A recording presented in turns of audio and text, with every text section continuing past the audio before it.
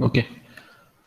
Now we'll start with our basic structural engineering concepts, just overview to ramp up and go ahead with our training program. I think you have studied yesterday one-way slab, I think design, analysis design. Is that so? Last time? Yes, sir. Okay. Now let's begin with our.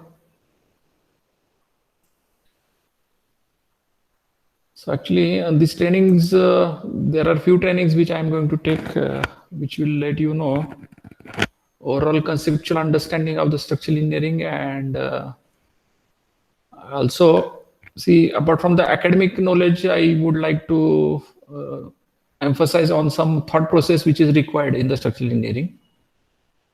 Now this training will help to visualize the structural behavior and clarify basic mathematical calculations, bending moment, shear forces, axial forces, this way.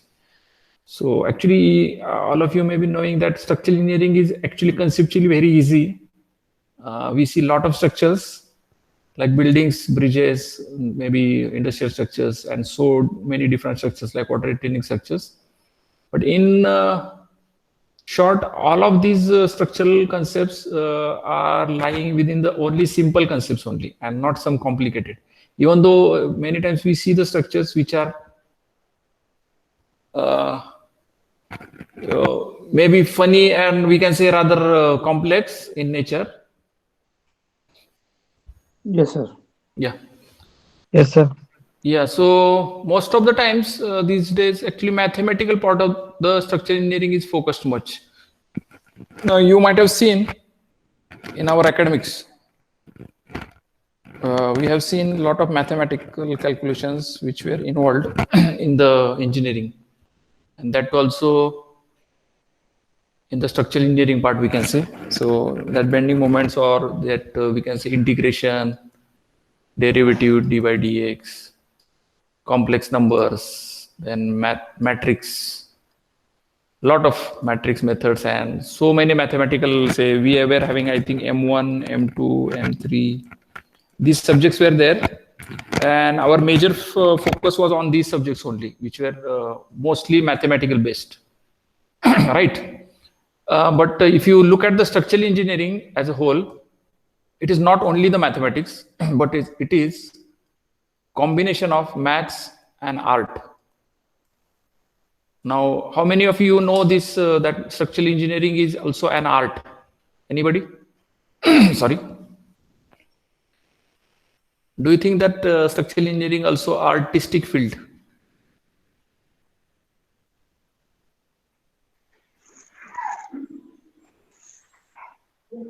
No, sir. I thought it's too tough. Actually, when I was in college, all structural subjects are so lengthy, and Yeah, in my eyes, it seems to be too much difficulty to pass in this subject. Like structural analysis 1, 2, steel, PSC, all right. these are. So there were actually a lot of subjects in civil engineering as far as the structural subjects are concerned, we can say. And it was the people or students generally feel difficult, even to get the marks also and to understand the subject. The actually major problem was that why we were not understanding in a good way, and why there was no interest in that subjects also many times. See, actually they were mathematically focused, too much driven by the mathematics. And if you see mathematics, as far as simple maths is concerned, is okay, we can understand also, and it is really good. As we go in the advanced part of the mathematics, then we lose our interest. And you know, many times, generally, why we get the interest in different fields or different subjects. If it is more closer to the artistic part, then we can get the interest. Now, you know, there are many industries like music, we can say, or artistic like architects, or we can say singing, dancing, and so on. These kind of subjects, or plays, sports. The people like those subjects because they are more artistically oriented, and that's why we feel good in that learning that subject and do the career in that subject. And in college, actually, this artistic part is almost ignored, or we can say given less emphasis in the career. And that's why actually we have lost that interest, and we feel difficult in the structural engineering. And we are trying to now shift towards the artistic part of the structural engineering, so that you will get the interest also, and you will feel very good understanding the subject. Okay. So actually structural, you know that art, generally when we see the buildings or whatever structures are done, people take the name of the architect. Who is the architect of that project? Because they can see the subject or they can see the structure by their eyes and they look beautiful. But actually, whatever is the structure prepared intrinsically, we can say, the skeletal of the structure is actually prepared by the structural engineer. And it has some meaning also, that skeletal, because the structure to look beautiful, it should also be safe and stable. And that means structural engineer is also playing a vast role in the artistic part. And if you understand this part, then you will definitely like this subject and you will understand the subject also. That understanding will also come through this artistic understanding. Now let's start to understand what I mean to say by this. So in general, in academics, we have learned the subjects. So we learn different subjects like mechanics, then SOM, structural strength of materials, then theory of structures, or I think many people are having that SDD1, SDD2, and matrix methods, and so on. And we learn this subject in some are first year, some are second year, some are third year, some are last year, BFE, and some are in even master's degree also. But we learned that subjects in the fragments, parts. And you know that whenever we learn the things in parts, and if we miss the integrity of these all parts together, then we cannot understand the subject in totality. And that is the missing link in our understanding. Why we are not understanding or not getting the interest? Because we have lost this link, or we have lost this missing link, we can say. So how to connect these parts together? That is the important part. So we should study as a whole for any subject. I think in the life cycle of subject, I told you this concept. So if you try to connect this together, all these subjects, then you will definitely understand the subject and you will get the interest also. And who is connecting that fragments? So anybody tell me who will connect this, or rather what is the connecting or missing link of all these subjects? This SOM, mechanics and materials and so on. So what is important in the art? I will again ask you a question. What is important in the art? What is art?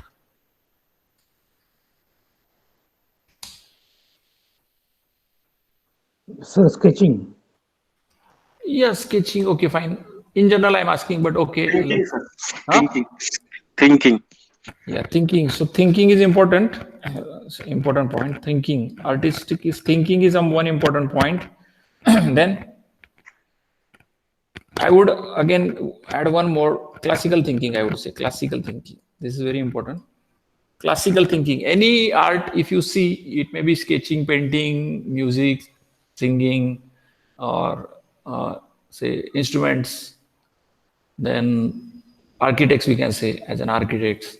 So they are thinking in the classical fashion, classical. And classical is something very basic, which doesn't change with time or space, we can say. Something which doesn't change with the time and space, that is the classical part. And if you really are working, whatever you are working, if you work from the classical part, from the basic part, then you will not lose the subject actually. And that is important. Classical, and definitely classical thing is always very simple. Now we have, I don't know, but we have created the subject very complex. As we learn the subject in complex manner and complex mathematics and complex so many things, our thinking also has not been developed properly. We have been trained to think in a complex way. I don't know, but somehow our education system is driving us in a complex thinking, we can say. So whatever we learn, complex and too much. So whenever we learn too much, and that too in a complex fashion, it doesn't help us. Do you know our brain can only understand simple things? Any opinion about this? Our brain can think only simple things. It can remember also simple, and it can understand also simple. Okay. Anybody, any opinion? Can we, if I ask you to say triple integration of d by dx and into x cube plus dv by dx plus x raised to 7, 3x minus 2, and see if I going on writing this, do you really remember what I want to say? And do you really understand what I want to say? No, sir. No, so this is very complex. And brain cannot absorb this, and it will lose its interest and it will forget. I don't want to learn also this. This is the way we just ignore it, because you are not as a personally ignoring this, because brain cannot catch this. What can it catch? It can catch simple things, and that means our major understanding lies in simple things only. So we should focus on the classical part and only simple part. Don't consider structural engineering as a complex subject. It is very, very simple subject. Only what is missing in understanding is the simplicity and basics. Okay. Hence onward in your career, only focus on this. Whatever you feel complex, even maths, whatever you learn in a complex way, you will also understand that. So complex things, you convert these into simple parts. Very simple parts. Why I'm say putting into simple parts? Because my brain can understand simple thing. So you should have the ability of converting the complex things into simple things. And if you understand this technique, then even look, if you look the problem as a complex, still it can be converted into simple part, and you can understand why I'm converting it simple, to understand better. And throughout this career, this our training program, hence onward, my focus is you should develop this understanding and simple thinking. So whatever is the pattern which got developed into the college and the schools, I will tell you, just forget all what you learned. So there is a meaning. Whenever I say forget, I don't say that forget the Newton's law, F is equal to ma. I don't mean that. I mean that forget the pattern. So learning pattern you should change. If you follow the same learning pattern which you learned in the college and schools, it will not help you. Why I'm saying? Because if you want to learn something new, definitely you should empty your cup. Do you know those kinds of stories are there? If your cup is full or your glass is full, you cannot pour something inside. Right? If this glass is full, can you pour additional something? Can you pour this? Anything new?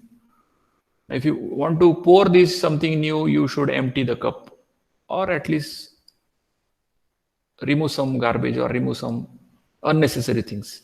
Then you can put something new, and then there is a creativity. So creativity is something which is understanding.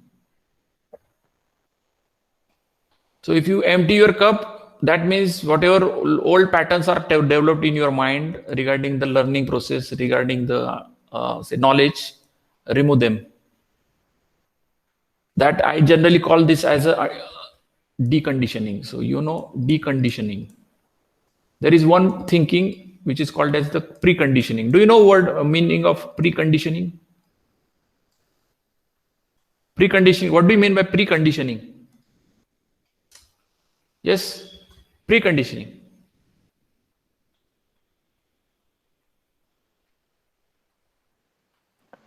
Hello. Yes, hello. Sir, we have to mentally prepare for the upcoming situation like that. No, we are not preparing. We are prejudging, we can say. We are judging unnecessarily. So without understanding the problem, I'm just putting my judgment. Prejudge. Okay. Prejudge means,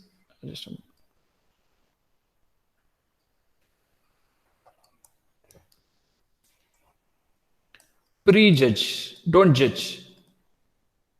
We are having a lot of assumptions actually. Our assumptions are of no use because see, whatever is been stored in your mind, in your memories, you just try to just put this in front of you. If I ask you, what do you mean by bending moment? Then people start giving me answers. Bending moment is something force into these, or bending moment is something this. You don't ask me which moment you are talking about. What is the problem? So before understanding any problem, you start giving the answers. And the answers are coming through your preconditioned thoughts or whatever your memories are there. Actually, you learned something in engineering college or in schools. Those answers you try to give me. You're not here asking me questions, sir, what do you mean by bending moment? What is the question exactly? Can you please elaborate the question? Because I want to understand the question correctly and then I will try to answer. Whenever I say I will try to answer and think over the question and answer, that means you are taking time to think. You're taking time to understand the problem. Understand problem. Before giving any answer, you're not in a hurry to give me answer. Don't be in a hurry to give me answer. Whenever you are in a hurry to answer anything, you lose the problem, you lose the concept, or you lose the understanding. So there are a lot of preconditioned thoughts in your mind, which are the obstructions for your new learning or for your understanding. Preconditioned thoughts, preconditioned knowledge, which is there in your brain, developed through college, developed through books, developed through schools and so on, and developed through your some people also. So you are having a lot of information dumped in your mind, even without understanding. So see, there is a lot of information. You might have seen a lot of information on the Google also. The information source is Google, books, then teachers also, then social people, we can say, many social people, different peoples. All this information is dumped in your mind. It is stored in your mind, okay? And that information is already stored. And whenever somebody is asking you questions, you just try to copy this memorized information and give the answer. It may be something you learned some books, you learned some through Google, and you're dumping this without understanding the problem. What will happen? It will not have any use of giving these answers. So we are always in a hurry to give the answer, and that is the problem. And that is called as the preconditions. That means whatever knowledge we have gained, half knowledge, I would say, that knowledge is not knowledge, it is the information. And information is not a knowledge. Information is not a understanding. So hence onwards, I would suggest all of you, please think simple, try to understand the problem. Don't be in a hurry to give the answers. Just listen. If I'm giving you some sessions, or there are some trainers who are giving the sessions, or there are some people who will be coming with you, associated with you, they will try to convey some message. Try to understand that message through proper listening and try to understand what he's really meaning to say. Okay, don't prejudge and give the answers directly. Don't conclude anything. So don't conclude, and that is the start of our, we can say, curriculum in a different aspect. So whenever we see what do we mean by practical and theory, can anybody tell me what is practical and what is theory? See, many people come to the training, these kind of trainings, because they feel that they didn't learn any practical knowledge. They only learn the theory. What do you mean by this?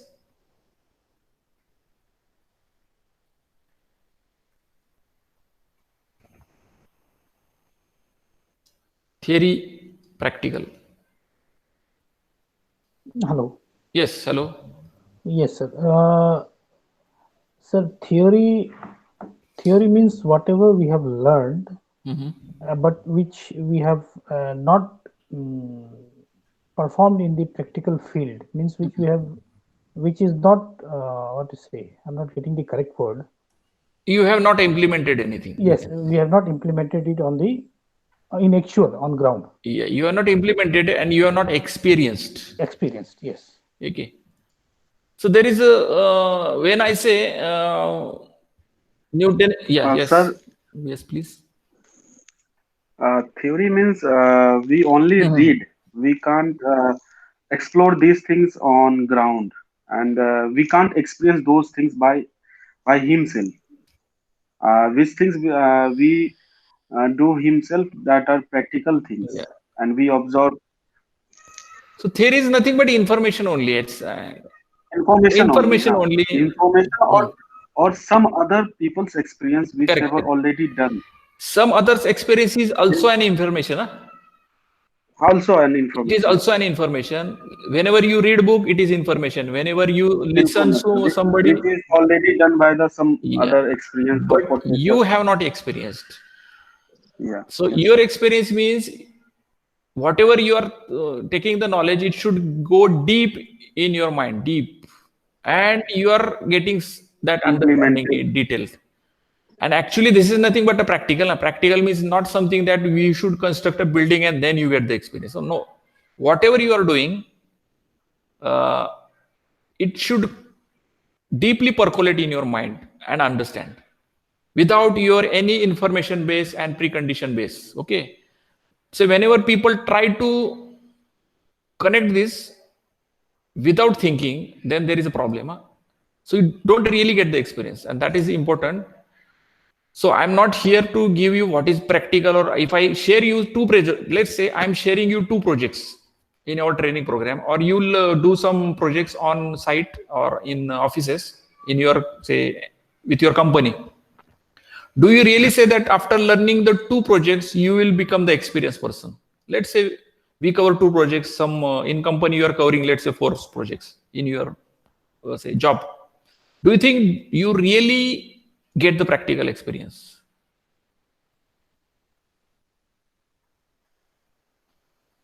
Not exactly, sir. Not exactly. Yes, partly, definitely you are going to Yes. get. But if you really Not think exactly. on the project, if these two projects are there, but you are learning, try to dig very deeply for those projects. You are trying to understand what are the concepts. You are trying to understand what is the problem. You are trying to understand what are the consequences and so on. So you are thinking deeply on these two projects. And there is one person who has done in career 10 projects or 20 projects, but he has not given enough thought, deep thoughts on these projects.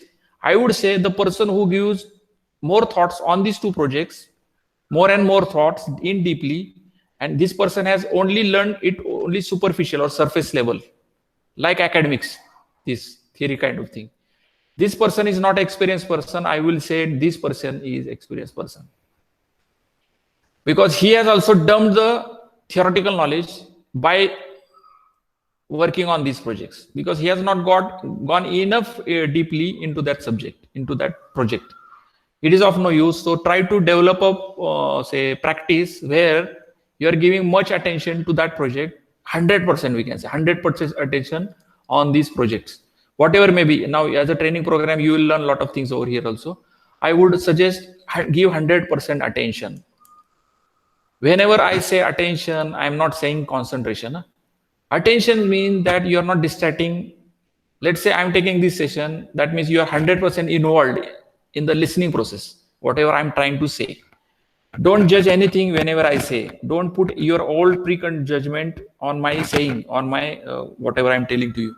Just try to understand as a person, as an experienced person. I'm just putting some thoughts in front of you, and you are very much aware and you are very much attentive in this. Whenever you are very much attentive, definitely the knowledge comes into you. So whatever experience I have taken till now and getting now, it will start percolating in your mind.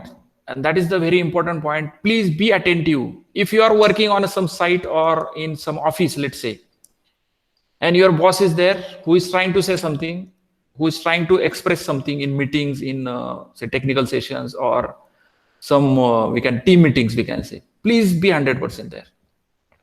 There is lot of knowledge coming from all over the universe to you. If you are not attentive, if you are not present during that situation, then you lose that experience. And whenever you lose the experience, then you become less experienced. And that is the important thing. See, it is very subjective point and something classical and something different subject I'm trying to say to you, because this is the beginning of starting something new. I'm just taking little time on this. That is the reason. And slowly and gradually you will transfer or you will transform from that previous precondition thoughts to the new classical things, new subjects, new learning, we can say. And that is our aim in our training program. Training program is quite big training program, if we say, and it is less also if we say. So we have given enough time for the training program because we want you to percolate whatever knowledge we are gaining, try to percolate that. Even out of this training program, let's say we expect 100% from you. Even though you reach 60%, 70%, I would suggest you have won the Olympic, you have won the game. Because 60 is also a big number. Compared with 0, 60 is very big number. That means you are gaining something, you are gaining too much. Okay, definitely we are trying to achieve 100%, that's fine. But even though you achieve less, don't get discouraged.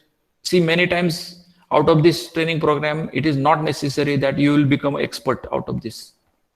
But I am not here to become you expert in 1 year, but I'm here to give you the direction by which you will first achieve 60%, then 65%, 70, 71, 72, and you are reaching to 100%. You will definitely not reach 100% in your lifetime. 100% is a ideal number. It cannot be achieved. But you start approaching that, tends to. You have learned that limit tends to. You know that limit tends to infinity, limit tends to that in the mathematics. So our aim is to reach to that 100% excellence. And we are here to give you the direction to reach this.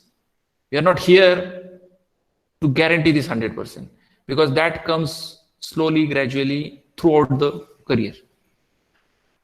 Now let's, you can think over this trend, whatever this point I would generally express with all of you, you can think because it is very subjective point. Now let's try to understand.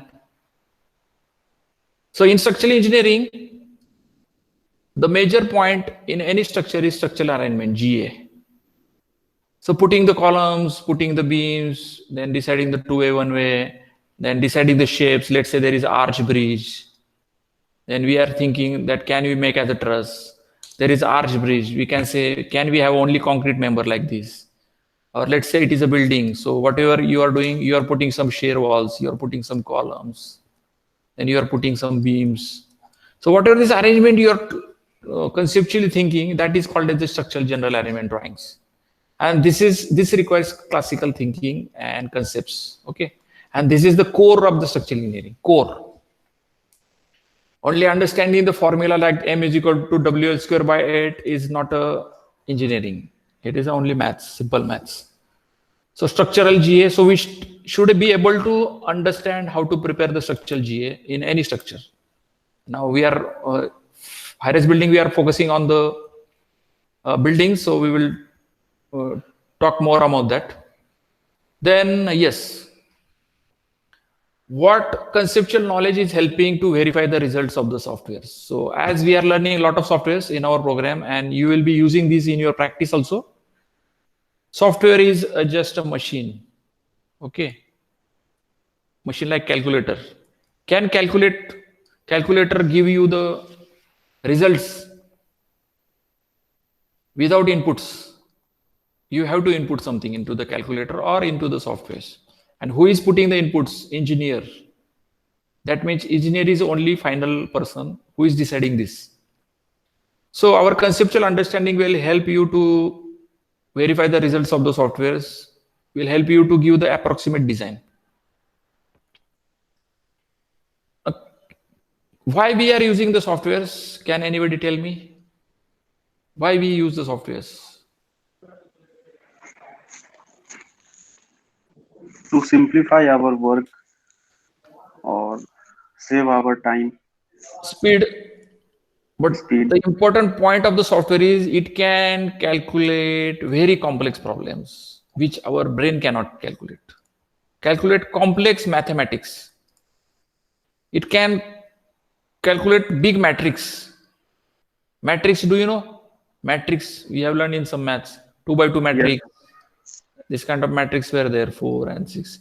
And then there is a calculation of some, we can say quadratic equations, algebraic equations are there. We can calculate only 2 by 2 or maximum 3 by 3. Say x, y, z, x1, x2, x. If somebody asks you to solve the 4 by 4 matrix, then definitely your brain is very incapable of handling these big numbers and big algebraic, or we can say quadratic equations. That means there has to be some machine who will solve this. And to solve the complex problems and complex mathematics, we need software. That is the actually important, and that too very speedily. That means definitely we are not here to learn the complex mathematics, because software is there, it will take care. We are not bothered about the complex maths. Then what can software can't? So what is the, we can say, limitation of the software?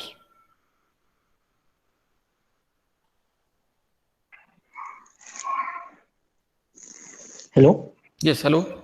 Sir, software can't think. It can't think, definitely, yes. It can't think, that means it can't understand basics also. Understand. Yeah, please. It can't think. Sir, it think whatever we put that algorithm, they think and they shows a result on the basis of that algorithm. Yeah, so algorithm is something which has come out through our thought process. So we are defining the problem. So defining the problem is a part of the engineer. A defined problem is done by the engineer. Okay, a person. And solving the problem is done by the machine most of the times. Solving means mathematical solving, I am talking. So defining the problem is a part of the engineer, and solving the problem, if the maths is there, it is done by the software. Then we get the results. What we do, get out after solution, after the analysis, what we get? We get the results. So there are 2-3 processes. One is define problem, then solve the problem, or we can say analyze, and there we get the final results and conclusion. Can software do this? Can software conclude?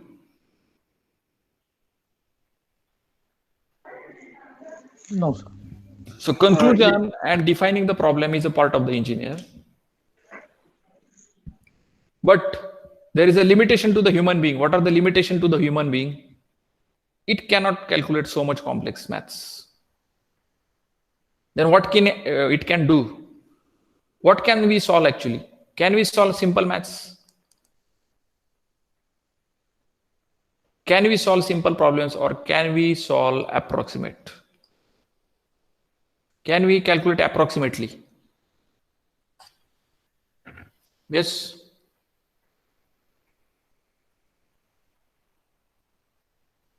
Simple and approximate, can we do? Yes, sir. Simple. Yes, simple we can do, and we can do this approximate also. Approximate we can do. Software does very accurate digital accuracy. There is accuracy in digits. Digits. Accurate means it is not means exact answer. Accurate means digitally accurate. So do you mean that approximate is wrong?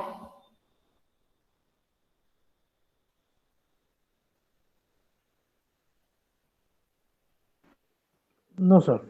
No, sir. Yes. So why do you think so?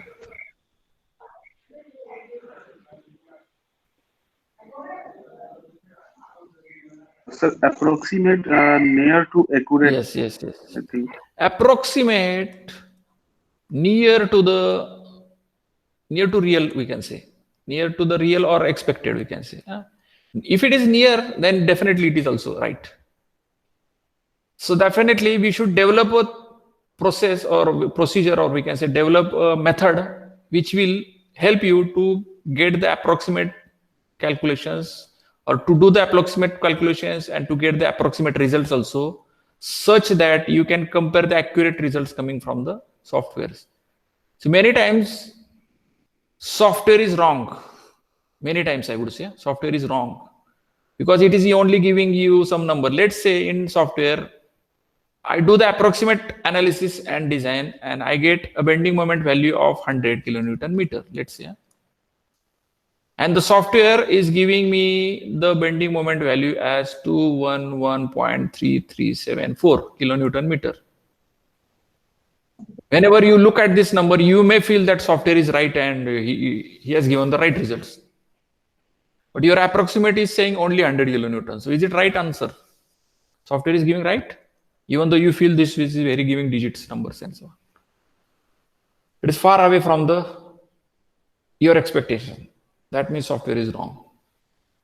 But how I got this number? Let's say I did some few calcs, approximate calcs, and arrived at this number. I am trying to see the numbers which are near to this. If the software is giving you the number like 97.32, so one software is giving this result and one software is giving 102.35. Are they near to this? Yes, Yeah, sir. they are near. That means you can say this is also right, this software is giving right, and this is also giving right. Okay. Because how you could understand this by your approximate. So you have arrived at a reference point through which we are comparing the reference numbers with your software numbers. So how I developed this reference system through approximate methods. Okay. So definitely in structural engineering, we should also know the approximate methods of analysis and approximate methods of the designs so that you can compare the results of the softwares and get a feel that your analysis and design is right. So that method we want to develop actually through our program, and you also start thinking in that direction. Now, so what will help you? It will help you to understand the behavior. Do you know what is meant by behavior of the structure?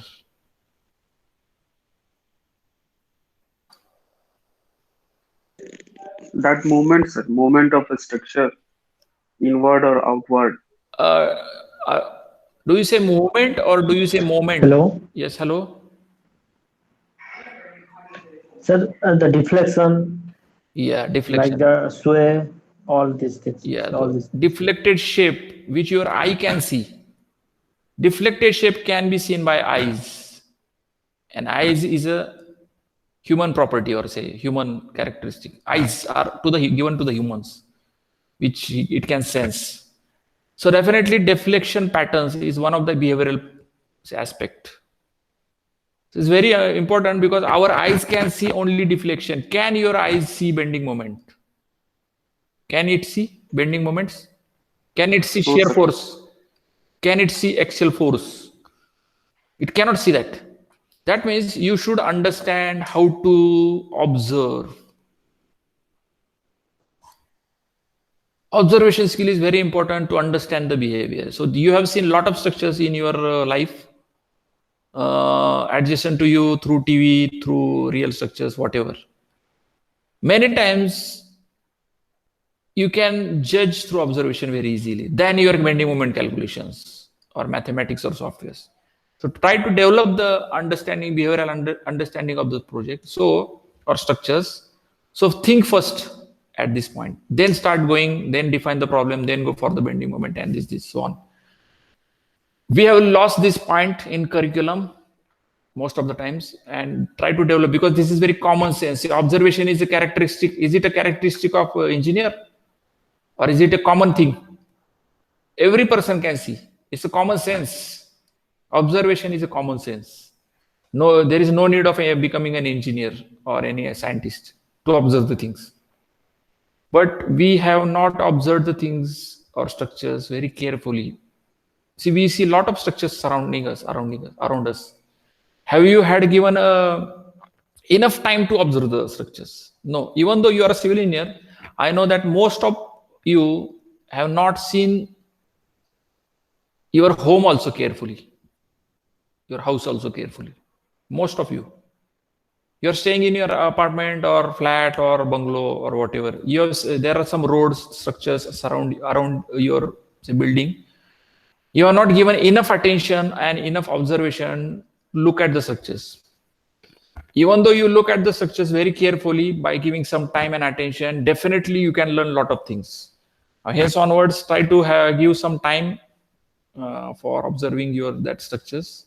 It may be roads, steel structures, or buildings, or so many structures are there. So behavioral parts can be understood through observation. Yes. Anybody? Sir, movement, sir. That one movement. Movement, yes. Movement, yes, definitely. Movement. Because you can sense and see. Something Yes. is which you can sense also through touch also. Touch is also important. Yes, sir. So that means your eyes, touch, and your ears. These are fundamental senses through which you can understand. So our understanding is not through calculations or by reading books or by reading anything. It is through these senses.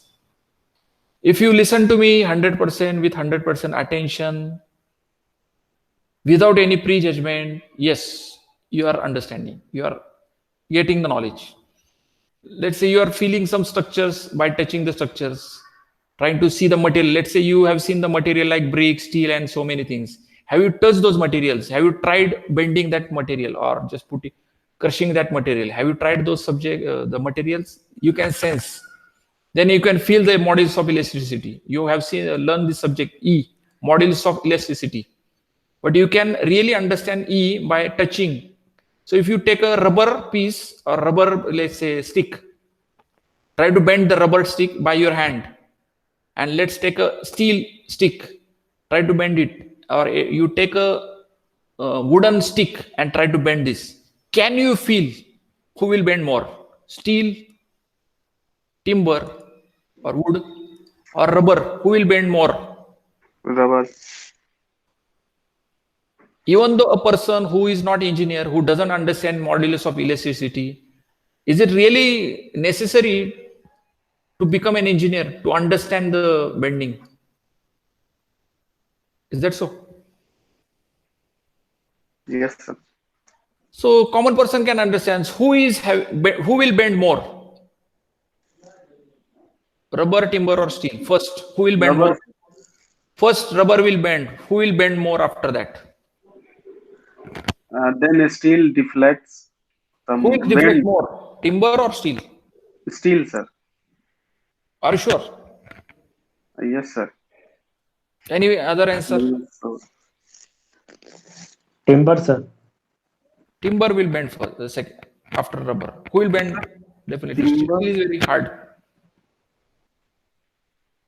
So what is the property which is describing or deciding the deflection? That is E. Getting? I'm saying of the same size, section and size. So do I need to understand this phenomena in engineering and then can I understand who is bending more? No, common sense is the first point. Then you understand E. What is meant by E means sigma upon strain, stress upon strain. That means if I ask you who is having more E, who is having more modulus of elasticity? Steel. Steel, definitely. Because for say 1 mm deflection or bending, it will require a lot of force. That means E is more for steel, then less, and E for rubber is very, very less. Now, how I understood E? If I give you the number, E for steel is 2 into 10 raised to 5. E for wood is, let's say, 10,000. And E for rubber is, let's say, 1,000. Whenever I give you these numbers, will you understand E? How do you understand modulus of elasticity? Let's say, definitely, this is for steel, this is for timber, and this is for rubber. We have learned the things in this way. If you give me the numbers, then I will compare these numbers and then tell you rubber is having less E and steel is having more E. Do I really need to understand E by this approach? Unfortunately, we are trained in this way only in the schools. Do you think so? To understand E, you should think in terms of numbers first, and then you will understand E for steel is more, E for rubber is more. Are you getting me what I'm trying to say to you? Yes, sir. So I'm just giving you a common sense idea that if you touch this and experiment with your hand, definitely you can understand E. And once you understand this approach, Then understanding this mathematics and calculations and structural complex formulas, and this is very easy. Huh? So our aim is to understand the things through these senses first. Use these senses first and then try to convert these senses into our mathematics and then solve the maths and get the results and verify or judge the results at the end. So this first part we have missed many times. And that is the reason we don't understand structural engineering, because we have not given enough focus on these senses. We have only learned the things only superficially, or we have learned the things in some mid-say. So we started the journey not from the basics or origin. We started the journey somewhere in between. So what I mean to say is, let's say this is my starting point. Then there is a journey, there are milestones in between. And this is my final destination, we can say. Okay. What happened? Starting means it's a reference point. So whenever one starts to go till this destination, he should start at the starting point only, at the origin point only, or at the reference point only, fundamental reference point. In college, in school, we start somewhere in between. Okay. So we lose the starting point, we lose the concepts, we lose this all origin and reference point, and then we start getting trapped into the vicious circle, and we lose this destination. We don't understand. To go here, one has to start from here. The journey may be little difficult, but it will finally reach to this. If you find difficulties in this way, see, the subject is little different, I'm telling you. Many times someone has started from here and he has gone some difficulties and still again reached. Some other person has started here and again he has gone here. But the person who started over here, he was only entangled somewhere in between, and he has not yet reached to his destination. And this destination is the understanding. Our main destination is not the final, we can say, flag, but the understanding of the subject. So that means in our progress, this training and even hence onward also, try to find these missing links. Try to solve the problem by this point. You know, coordinate system in space. To define a point, what you want. Let's say this is a point. How can I define a point? Putting the coordinates, sir. To define this point, what I need, let's say this is my X point. Let's say A point. To define a point, I need to define the origin first, isn't it?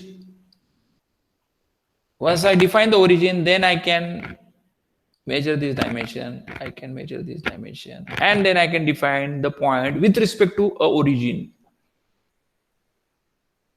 If you know the origin, then and then you can define the point. Otherwise, the point has no its significance, isn't it? Are you getting? Can you define this point without understanding this origin? No, sir. That means we should develop a system, our learning system, in such a way that you can define your own origins. If you start defining your origins, then and then you can understand this. This means nothing but a concept. Okay, so try to develop your reference points for understanding. If you start developing this process, gradually, slowly, you will understand the subject very detailed. This is whatever I'm telling you, it is applicable in your life for every learning. I'm not saying it is only applicable for the structural engineering. It is applicable for all kind of subjects in your life. So definitely this we will start. Now what I'm trying to say you this point. So whenever you understand something in the training or somewhere else, automatically you'll understand what is that concept, what is that origin through which I understood that subject. it is not possible today itself, but somewhere you'll understand the concept and you will understand, yes, this is the sparkling point. That, yes, due to this I understood. So let's come to our basics. So behavioral understanding, preliminary analysis is very important, and preliminary design. I will tell you some few concepts about the preliminary analysis in upcoming sessions, which will help you to understand what I mean to say. And this helps you to avoid the fundamental mistake. Many times software gives wrong results if you don't verify it. So we don't want to get into the fundamental mistakes. What is meant by fundamental mistake? Can anybody tell me? Can anybody tell me what is meant by error and what is meant by mistake?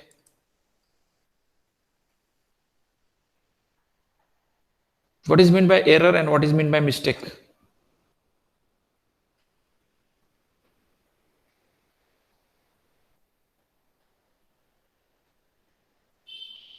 Hello? Yes, hello? Sir, mistake is generally done by the human beings, and errors generally occur due to the mishandling of any instrument by the human beings. No, error is also done by the human being. Error is something which can be acceptable. It can be acceptable. It depends on the tolerance which you decide. Let's say your actual answer is 10 and you get the 10.32, or you get the answer 9.97. That means there is some discrepancy from the real answer. There is some discrepancy from the real answer, which is generally 1%, 2%.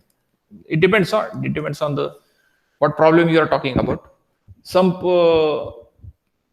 problems can tolerate only 0.5%. Beyond 0.5%, they can say that it is a mistake. Some tolerate 2% also.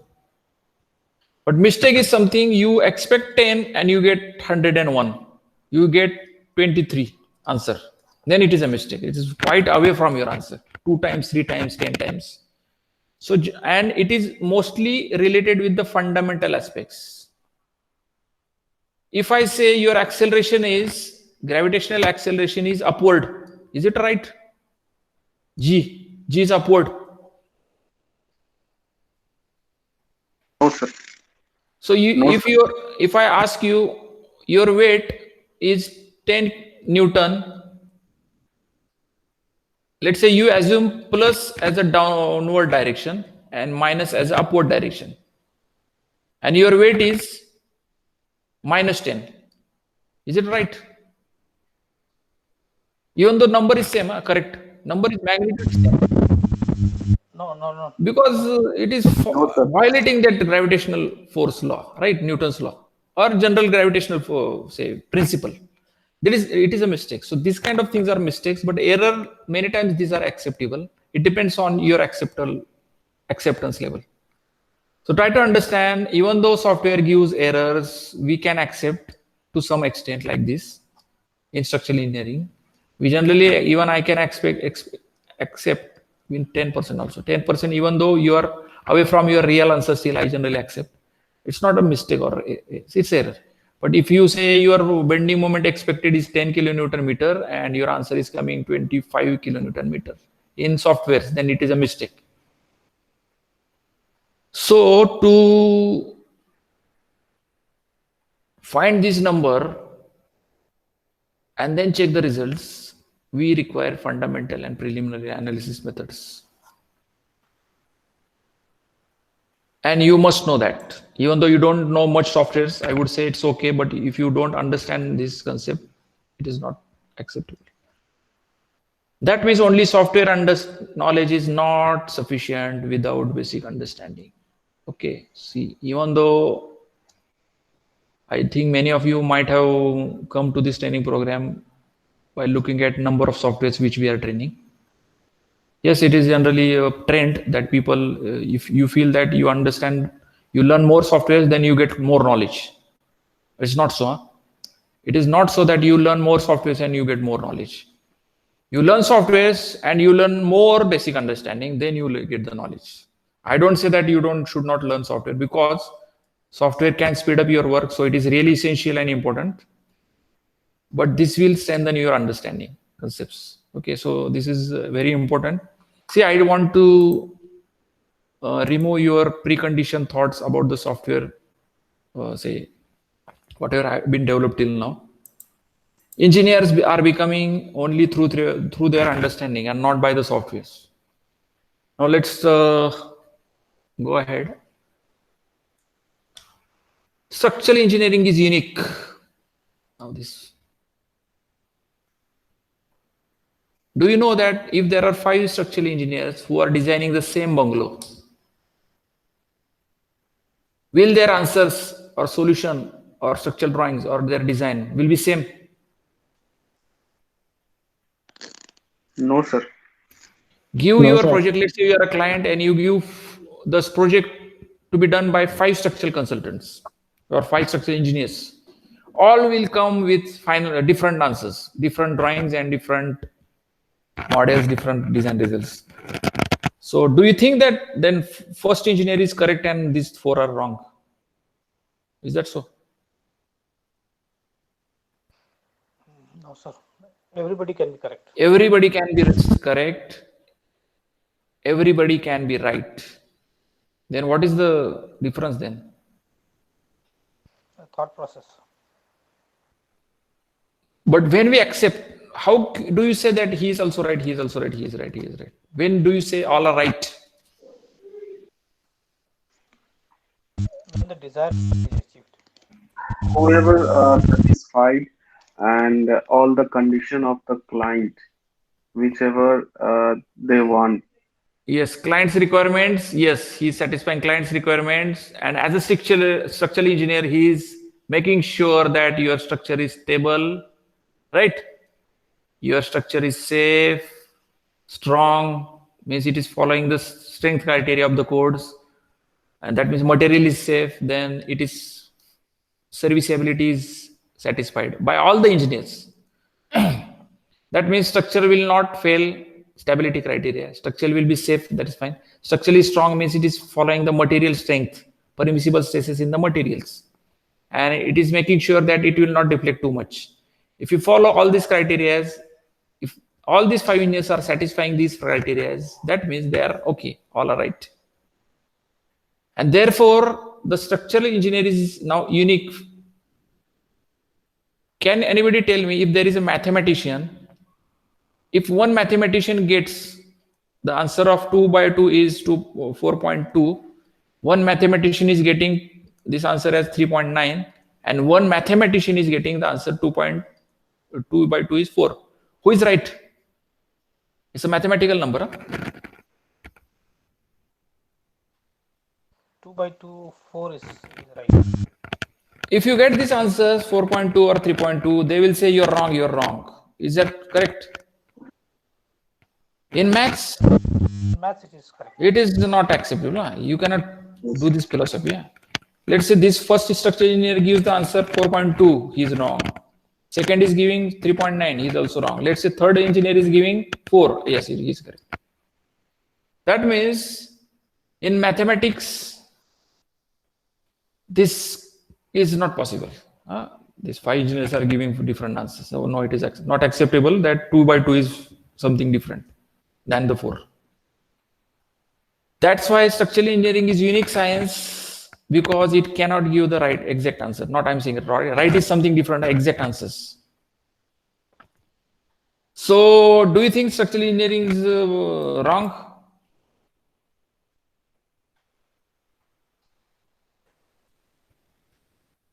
I cannot say it is wrong, but I can say it is a unique. And that is the beauty of the structural engineering. See, you are taught in the college that if your deflection delta is coming out to be 3.45 mm, then I will give you 100% marks. Do you know you have solved the problems in the college? Yes, sir. When you get this answer exact, then and then you are given the 100% mark. Let's say this delta deflection calculation is giving you 2 marks.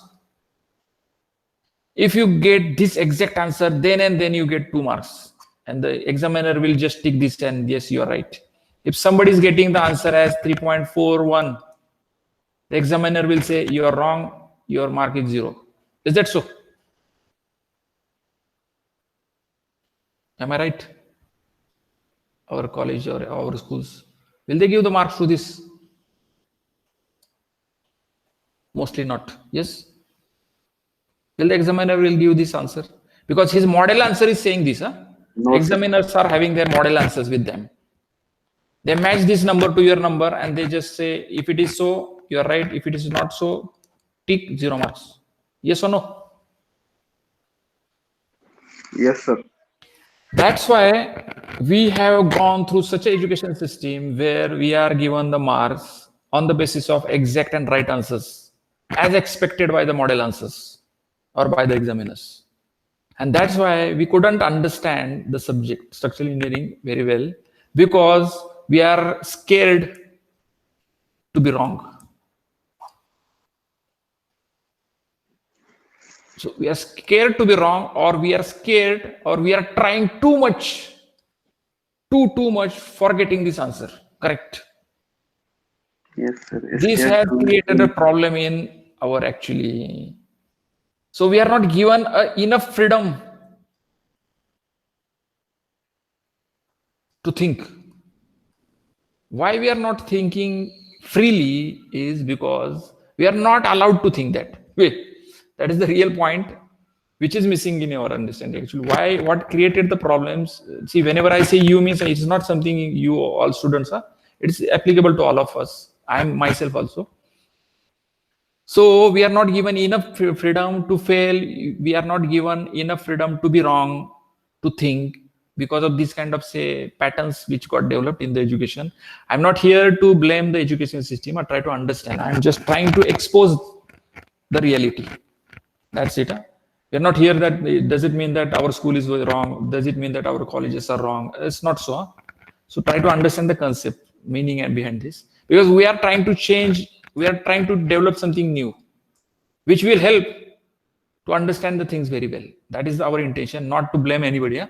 Try to understand. See, please, you will again create one new pattern that education system is wrong, schools are wrong. See, it's not with my intention.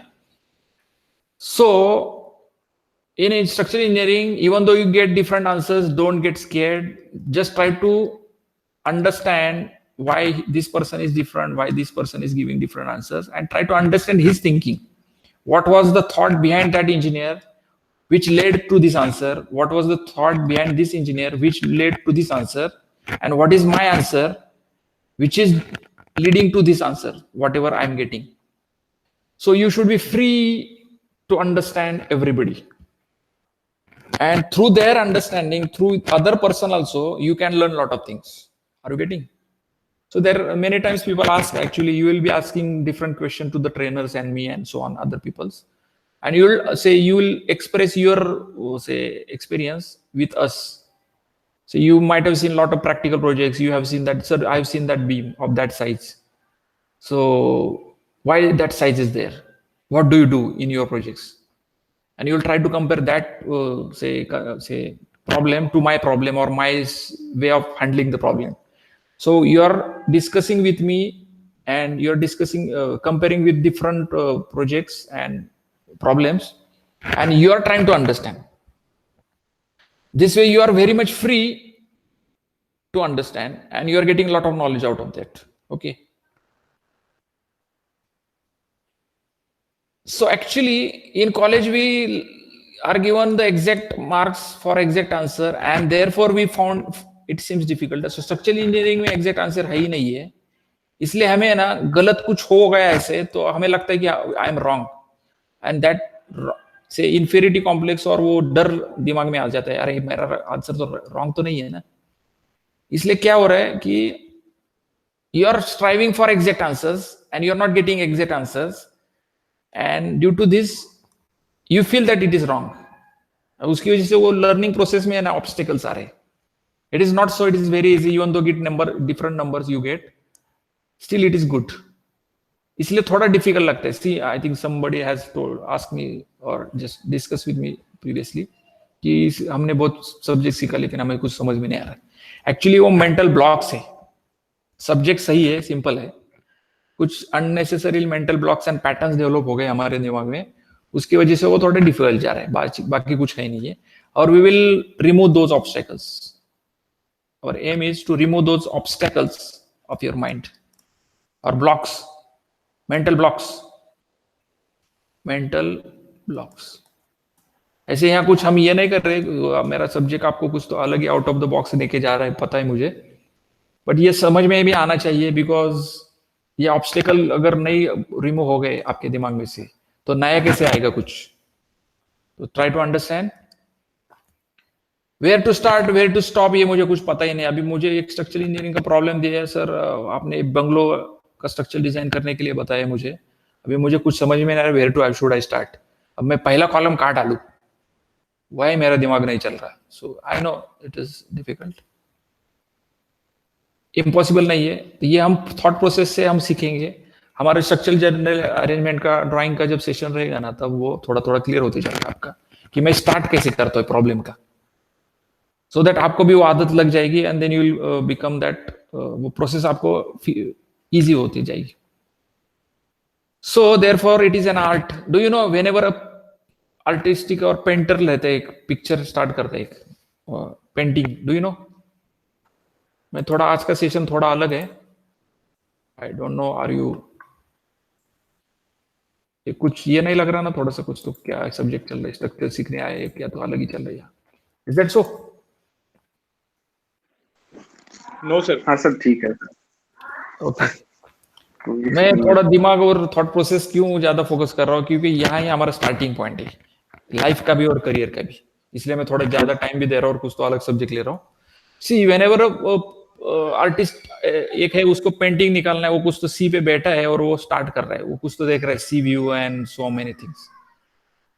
अभी ऐसे हमारा भी problem आता है structure में, या architect होते हैं उनको भी, तो उनको पता नहीं चल रहा है वेयर शुड आई, ये पेन तो मैंने हाथ में लिया है, फिर कहाँ से स्टार्ट करूं.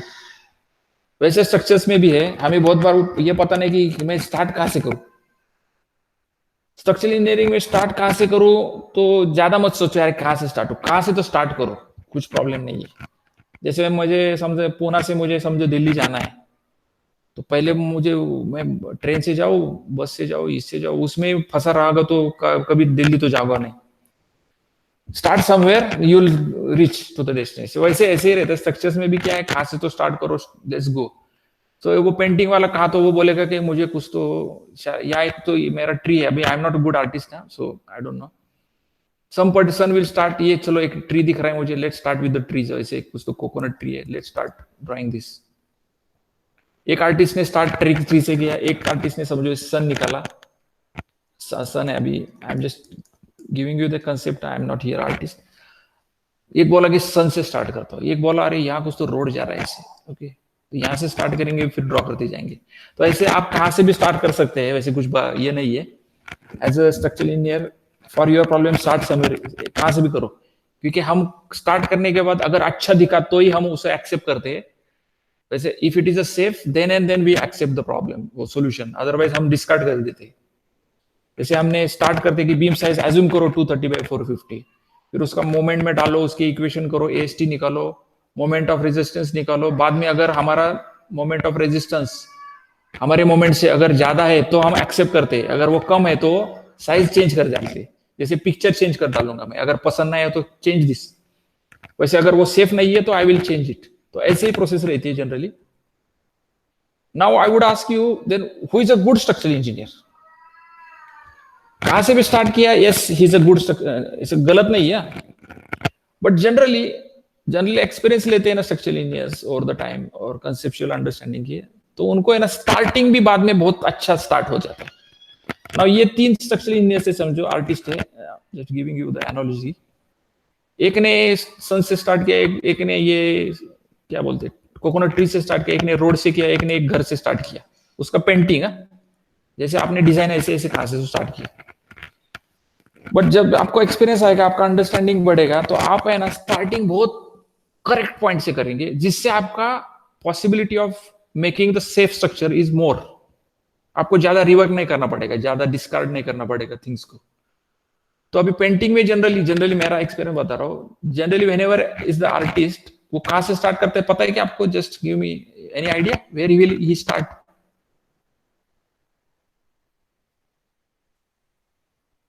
उसका पेंटिंग कहाँ से स्टार्ट करेगा? ऐसा लग रहा है जैसे ऐसे ऐसे घर है, रोड है, ट्रीज है, सन है, कुछ तो है, कहाँ से स्टार्ट करेगा? वहां कुछ तो पहाड़ भी है समझो, माउंटेन्स और something. Tell me where a good artist will start his.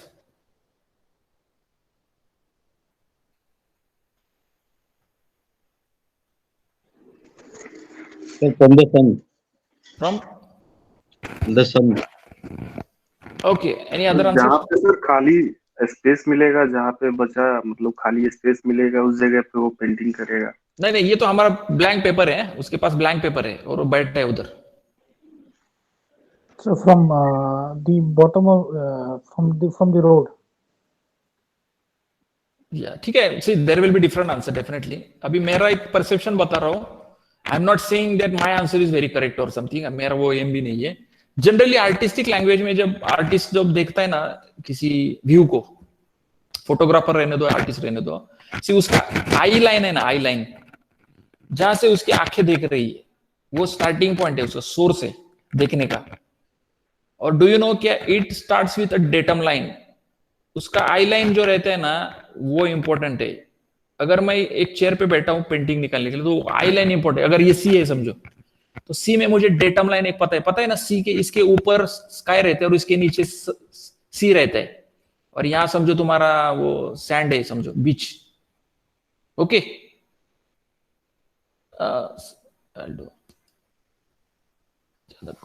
ऐसे कुछ तो सी है मेरा, यहां तक सी है मेरा समझो. तो ये मेरा जो स्टार्टिंग लाइन था ना ये, और इसके बाद में मेरा सन है समझो, ऐसे सनसेट चल रहा है वहां. यहां कुछ तो दूर में ट्रीज भी रहेंगे. यहाँ नॉट हियर, हियर ट्रीज अभी समंदर में तो नहीं रहते, राइट. तो उसने ना डेटम लाइन से स्टार्ट किया उसका. और यहाँ ऐसे कुछ तो बीच पे है, फिर यहाँ कुछ तो समझो लोग बैठे ऐसे चेयर से. I am just I don't no, यहाँ बैठे लोग. आई am not a good artist, मैं बता रहा हूँ दिमाग. सो उसने स्टार्ट कहां से किया बताया क्या? रेटम लाइन से. एक रेफरेंस लाइन ऐसे स्टार्ट किया उसने कि वहां वो एक्यूरेटली सबको रेफर कर सकता है. अभी उसको पता है कि इसके आगे ये स्काई रहेगा. अभी मैंने यहाँ ट्री निकाला, coconut. Is it really realistic? यहाँ ट्री रहते क्या कभी समंदर में, बीच में ही, पानी में? नहीं सर, नहीं रहेगा. बट यहाँ ऐसे समझो कि समुद्र के साइड में यहाँ एक माउंटेन है, यहाँ ऐसे कुछ तो, और यहां से ट्री हो सकते हैं डेफिनेटली.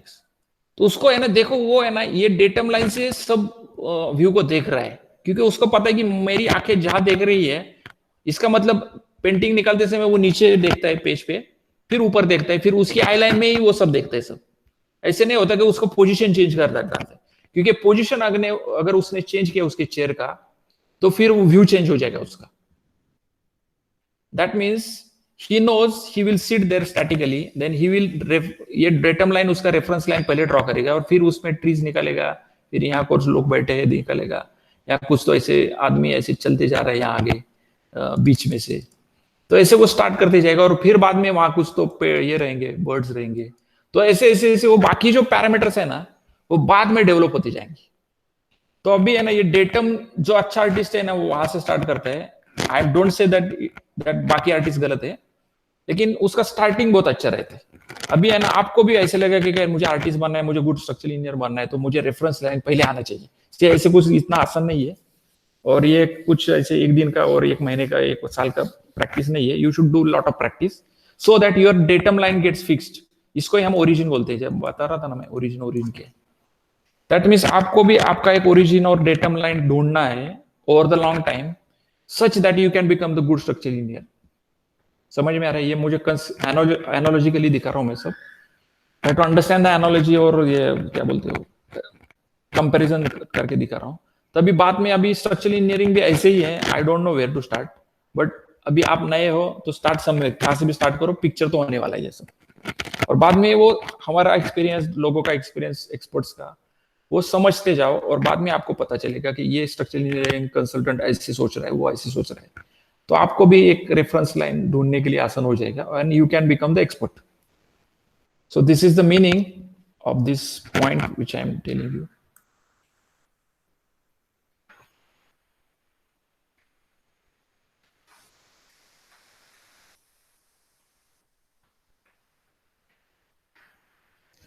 कुछ quotes I will just put you in front of you quickly. Structures must safely structures must safely resist the forces to which they may subject. अभी स्ट्रक्चर्स रहेगा, अगर हमने कुछ स्ट्रक्चर डिजाइन कर रहे हैं तो डेफिनेटली जो जो फोर्सेस उसमें आ रहे हैं उसको तो उसने रेजिस्ट करना चाहिए, इजंट इट? नहीं तो आपने कंक्रीट एक बीम डिजाइन किया और वो डिफ्लेक्ट हो गया, क्रैक हो गया, is it a good structure? No sir. That means अगर वो क्रैक हुआ, अगर वो बहुत डिफ्लेक्ट हुआ तो उसको स्ट्रक्चर तो बोल नहीं सकते कि वो उस तो गलत है, उस तो garbage. There are always many possible solutions. The search is for the best, but there is no best, just more or good, less good. हम बहुत बार अच्छा स्ट्रक्चरल इंजीनियर डिजाइन करने के लिए बहुत ये करते हैं, मतलब yes I want to do that. Definitely your search is for the best, for the exact and real answer, but always कभी भी नहीं मिलता। जैसे मैंने बताया ना कि आपको डेस्टिनेशन कभी मिलेगा नहीं, बट आप डेस्टिनेशन के पास जाओगे। आई don't say that means you don't set the goals, और नहीं तो बहुत बार फिलोसॉफी से गोल सेट करो, ये करो वो करो। यस आपको गोल तो सेट करना है, तो उसके पास गए तो भी मैं बोलूंगा कि it is really good achievement. I don't say that you should finally go to the Mount Everest, और ये झंडा अगर you may have seen lot of people go to the Mount Everest and ये फ्लैग वहां तक ये करते हैं, रीच होते। लेकिन जो आदमी यहां तक गया है, ये लास्ट अचीवमेंट उसको नहीं हुआ फ्लैग, और यहां फ्लैग लगा है उसमें, do you think that he is also fail person? यहां फ्लैग लगा है उसने, वो आगे नहीं जा सका, कुछ तो उसका फिजिकल प्रॉब्लम रहेगा या कुछ तो एनवायरमेंटल प्रॉब्लम, इसलिए। But the competition was for this. Can I say that this second person is fail person? Yes. इसको प्राइज मिला गोल्ड मेडल, बिकॉज उसने माउंट एवरेस्ट का टॉप मोस्ट रीच किया पॉइंट। इसको फेल बोल सकते क्या हम? ये नीचे रुका हुआ नहीं सर। या तो ऐसे ही रहते हैं जर्नी। तो जब भी आप काम करो, ये जो अब लर्निंग करने वाले, आप बहुत सीखने वाले, यहाँ बहुत बार आपको कुछ समझेगा कुछ नहीं समझेगा, लेकिन बीच में छोड़ो मत, just go on continuing the learning process. आपको फाइनली डेस्टिनेशन मिलने वाला है, कहा तो बीच में, और यहाँ कहा तो मिला तो भी मैं बोलूंगा कि आप सक्सेसफुल है। समझो, वो फिलोसॉफी समझ ले लो। नहीं तो क्या होता है, बहुत बार हम एक्साइटेड रहते हैं इनिशियली, समझो ट्रेनिंग लर्निंग या कुछ भी नया करने के लिए, और बाद में हमारा वो सब मोटिवेशन गायब हो जाता है, कहाँ पता नहीं। मोटिवेशन मत चेंज करो, कंसिस्टेंटली काम करते रहो, समझा तो भी करो, नहीं समझा तो भी करते रहो, बीच बीच में कहा तो रास्ते में समझ में आएगा सब। यही इसका मीनिंग है कुछ तो। ये Ove Arup is a good consulting company in UK. उनका there was a great structural engineer, do you know Peter Rice? Do you remember Peter Rice? Was a great structural engineer. ऐसे बहुत है, मैं एक एग्जांपल दे रहा हूं उसका। वो ये है coat, if the structural shape does not correspond to the material of which it is made, then it can have no aesthetic satisfaction. ये भी अच्छा एक ये है। अगर आपका मटेरियल और शेप जो है, समझो ये आर्च है, और आर्च के लिए समझो आपने केबल यूज किया। मैं क्या बोल रहा हूं, आर्च बनाने के लिए मैंने सादा केबल यूज किया, एक rope. Will it really stand like this? या ऐसे कुछ तो हो जाएगा, इजंट इट? ऐसे कुछ तो सैग हो जाएगा ना, तो ये अच्छा दिखेगा क्या? नो, नहीं सर। क्योंकि आपने जो मटेरियल यूज किया केबल करके, वो is not good choice to develop this arch. Arch के लिए कुछ तो, एक तो स्टील मेंबर चाहिए, तो एक तो कुछ ट्रस चाहिए स्टील का बनाया हुआ ऐसे, या कुछ तो आरसीसी का एक बीम चाहिए ऐसे कंक्रीट, तो वो अच्छा दिखेगा ना, क्योंकि वो शेप जो हमें इंटेंडेड है वो अच्छा दिखेगा। इसका मतलब आप जो मटेरियल यूज करने वाले स्ट्रक्चरल इंजीनियरिंग में for any structures, make sure that they are having good capacity to form that shape. ये शेप बनने के लिए कुछ तो मटेरियल भी अच्छे चाहिए ना, नहीं तो कुछ तो मटेरियल यूज किया, डिफ्लेक्ट हुआ, क्रैक हुआ, फिर क्या फायदा उस मटेरियल का? तो ये मीनिंग है। बहुत ही फिलोसॉफिकल है हमारा आज का सेशन, बस समझ लीजिए कि यहां तो हमारा स्टार्ट है engineering. Now structural engineering parameters. आपको ही पूछता question, what are the structural engineering, क्या बेसिक पैरामीटर्स है। थोड़ा मैं ग्रेजुअली वो कंसेप्ट आपके दिमाग में इवॉल्व कर रहा हूं, so that all of you can understand what are the important parameters which we consider in the structural design of any structure. Please tell me. Strength, stability,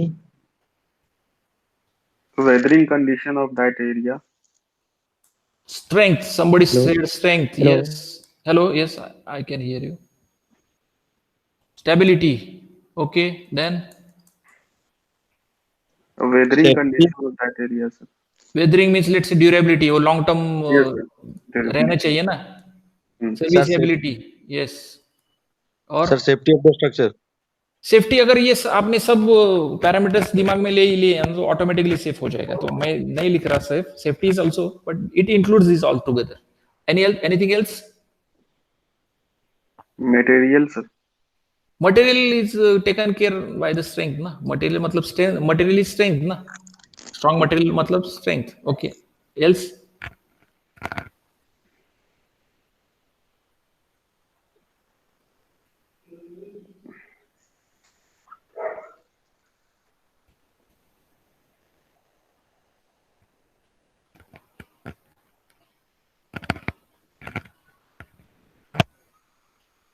synergy करके एक word है, पता है कि नहीं आपको? पता नहीं. Synergy, do you know this synergy word?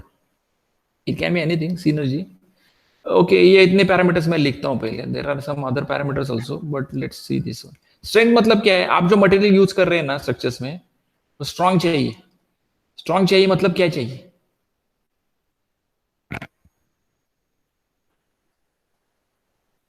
ये सब पैरामीटर्स है ना, इसके ऊपर पूरा स्ट्रक्चर इंजीनियरिंग बेस्ड है, इसलिए मैं ये ऐसे कुछ तो पॉइंट्स ले रहा हूं. स्ट्रेंथ मतलब something related with the material, ये तो पता चला है. Yes, strength is whenever you call strength you should. cracks मतलब उसमें नहीं आता जल्दी. इसका मतलब मटेरियल क्या होता है? मटेरियल के ऊपर अगर आपने कुछ भी लोड लगाया ना मटेरियल के ऊपर, तो ऐसे एक लोड लगाया आपके एक कॉलम पे, तो ये मटेरियल क्या होगा? ऐसे कॉम्प्रेस हो जाएगा, पता है ना? कॉम्प्रेस मतलब ये नीचे शॉर्टन हो जाएगा लेंथ उसका, और ये मटेरियल अंदर जो रहेगा मटेरियल, वो बाद में कहा तो क्रश हो जाएगा. Crush, do you no crush? Yes sir. Crush हो जाएगा मतलब क्या हो रहा है? उसके ऊपर जो P upon A, what is P upon A? stress, axial stress. Load by area. So load by area मतलब एक्शियल स्ट्रेस आ रहा है और क्रश हो रहा है. क्यों क्रश हो रहा है वो? the strength of the material is less than the applied load.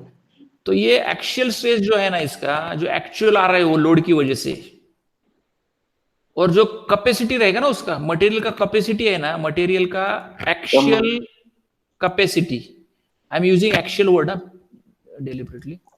Actual capacity is less than your actual capacity, मतलब actual stress बोल रहा हूं मैं. Actual is less than actual stress, right? Are you getting me? Yes. इसका मतलब मेरा जो material का कैपेसिटी है ना, वो मैं ऐसे डिजाइन कर रहा हूं जिससे एक्चुअल स्ट्रेस से वो कम चाहिए. इसी को हम कोडल, कहां मिलता है हमें actual capacity of the material? Where we get it? Capacity of that material. समझो मैं बोल रहा हूं sigma axial capacity of concrete. कहां मिलेगा मुझे? कोड बुक में है सर. ये कोड में दिया हुआ है. इसको हम बोलते हैं परमिसिबल स्ट्रेसेस. Permissible stress. हाँ, परमिसिबल स्ट्रेसेस इन, अभी इस केस में बोल रहा हूं मैं, एक्शियल कॉम्प्रेशन इन कंक्रीट, राइट? अभी ये कंक्रीट समझो, ये मेरा कॉलम कंक्रीट का, समझो सिर्फ कंक्रीट का.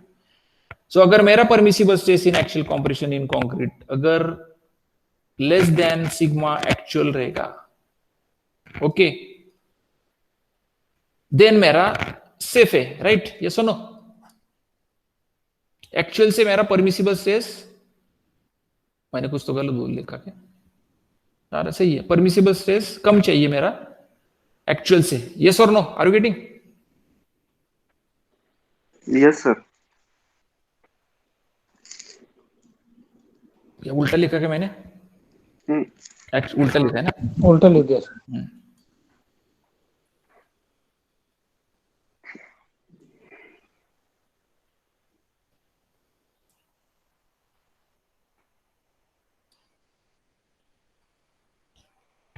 ऐसे है ना, एक्चुअल मेरा कम चाहिए ना कैपेसिटी से, तो कैपेसिटी ज्यादा चाहिए और एक्चुअल कम चाहिए, यस और नो? Yes sir. या इसका मतलब ये स्ट्रेंथ क्राइटेरिया मैं कोड से ढूंढ रहा हूं, तो कोड ने अलग अलग कोड ने डिफरेंट मटेरियल्स के परमिसिबल स्ट्रेसेस दिए हैं। अभी परमिसिबल स्ट्रेसेस ये तो मैंने कंप्रेशन का बोला, सिर्फ कंप्रेशन रहते क्या स्ट्रक्चर में, कभी मटेरियल में क्या क्या रहता है? और टेंशन, टेंशन भी रहता है। Okay fine, let's start with the tension. अगर मेरा ये ऐसे है, कंप्रेशन, टेंशन, ऐसे में डिफ्लेक्शन। एक सीलिंग है हमारा कंक्रीट का स्लैब और उसके ऊपर एक रॉड लगाया मैंने स्टील का, और इसको मैं खींच रहा हूं ऐसे। ओके, तो ये कौन सा है फोर्स इसमें आ रहा है नीचे, क्या होगा इसका? टेंशन होगा सर।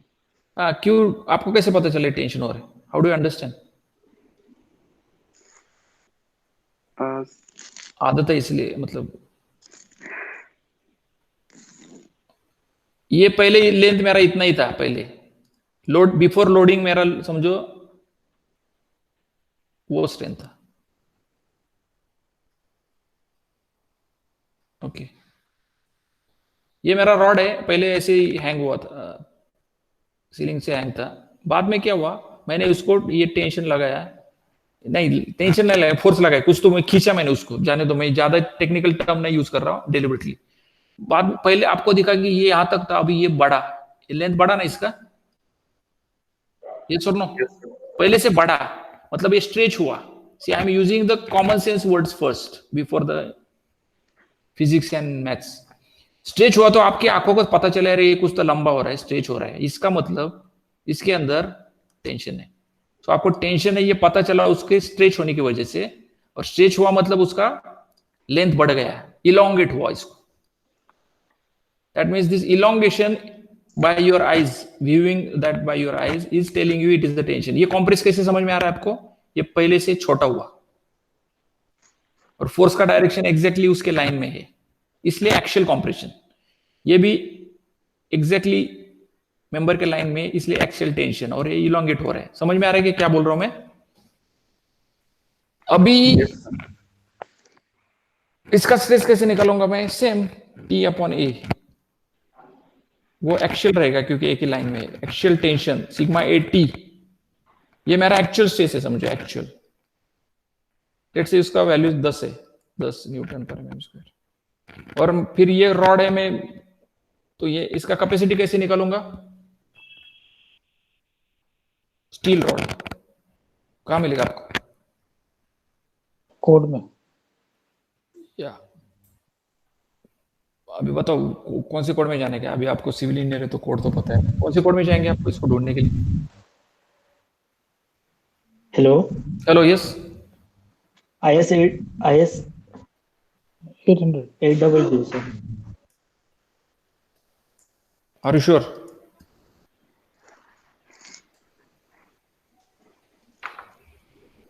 Yes sir.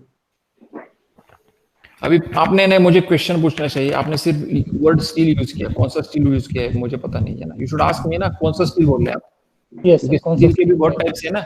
यस, कौन कौन से टाइप से स्टील में? Fe 415, mild steel, mild steel, cast. वो है Fe 250, और हाई स्ट्रेंथ इल्ड बार्स नहीं, HYSD, यस। ये 415 ग्रेड रहता है ना, 415 500, तो ये अलग है, डिफॉर्म बार्स, रिबार्स बोलते हैं उसको। तो अगर आपको माइल्ड स्टील बोल रहे हैं 250 तो ये IS 800 में मिलेगा, सही है। अगर ये स्टील मैं बोल रहा हूँ तो आपको ये IS 800 में मिलेगा, सॉरी 456 में मिलेगा, 456 में। Yes 456, yes. तो इसका मतलब हमें मटेरियल क्या यूज कर रही है अच्छी तरह से पता है, तो ही हमें पता रहेगा कि हमें कोड कौन सा यूज करना है। बहुत बार इतने कोड से तो ऐसे कुछ नहीं कि ये सब स्टील बोला तो इसी में मिलेगा, नहीं ऐसे नहीं है. So try to understand what is the material exactly. इसलिए आपने ना अभी आपने जो बताया ना 800, ये प्री कंडीशन थॉट से बताया. अभी वो फिलोसफी में बता रहा था, ये यहाँ दिख रहा है. Yes.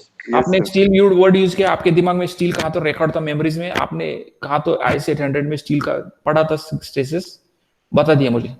आपने ये पूछा ना ये सर रॉड किसका है, अगर मैं बोलूंगा ये HYSD रहेगा तो आपका आंसर गलत. ये सुनो, अभी आपका आंसर गलत क्यों हुआ? स्टील का टाइप नहीं पूछा. हाँ, मतलब आपने प्रॉब्लम को अच्छी तरह से समझा नहीं. इनफ क्वेश्चंस पूछने चाहिए to understand the problem, otherwise you will not understand the problem. ऐसे आपका एक्चुअली आप गलत नहीं है, आपका नॉलेज गलत नहीं है, आपकी मेमोरी में जो स्टोर किया है, आपने अप्लाई रॉन्ग प्रॉब्लम पे कर दिया, या इनफ इंफॉर्मेशन लिया नहीं प्रॉब्लम के बारे में, इसलिए आपको ये आंसर आ गया. इसलिए कोई सही और गलत नहीं रहता, थोड़ा उसका वो प्रॉब्लम डिफाइनिंग में थोड़ा प्रॉब्लम रहता है, इसीलिए वो थोड़े से ऐसे होते हैं. अभी ये तो होने वाला है, ऐसे नहीं है, लर्निंग प्रोसेस ऐसे रहता है. मैं सिर्फ ये एग्जांपल देने के बाद आपको कुछ तो थोड़ा अलग से एक अंडरस्टैंडिंग डेवलप करना चाहता हूँ, सो दैट वो आप बाद में ये डेवलप होते जाएंगे सभी सिस्टम में. बाद में अगर पूछेंगे ना तो मुझे 4 क्वेश्चन ज्यादा पूछेंगे बिफोर आंसरिंग द वो giving the answer to this. और ऐसे ही आदत रखो, क्योंकि प्रैक्टिस में भी आप जब जाएंगे क्लाइंट के पास, आर्किटेक्ट के पास, या आपके कलीग सिविल इंजीनियर रहेंगे, पहले उसके प्रॉब्लम समझ लीजिए इन डिटेल, क्या बोल रहा हूँ, what you are trying to say, what is the problem, फिर उसके सर्कमस्टेंसेस क्या है, बैकग्राउंड इन्फॉर्मेशन क्या कुछ है क्या ऐसे, और बाद में लास्ट मोमेंट को फिर उसको एनालिसिस करो. That means strength criteria is something related with the material, and you can get the permissible stresses in different codes for different materials. बाद में स्टेबिलिटी, बताइए स्टेबिलिटी मतलब क्या?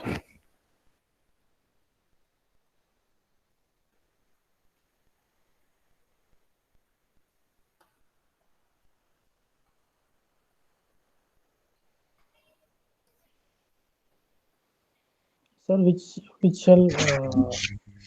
shall be in the original shape after going through all the different sir जिसमें deflection ना हो किसी तरह का, मतलब बेंडिंग हो. Yeah, excessive deflection is a good word. Yes, बोलिए. Sir, there should not be rigid body motion, sir, in the structure, and No. deflection should be within the.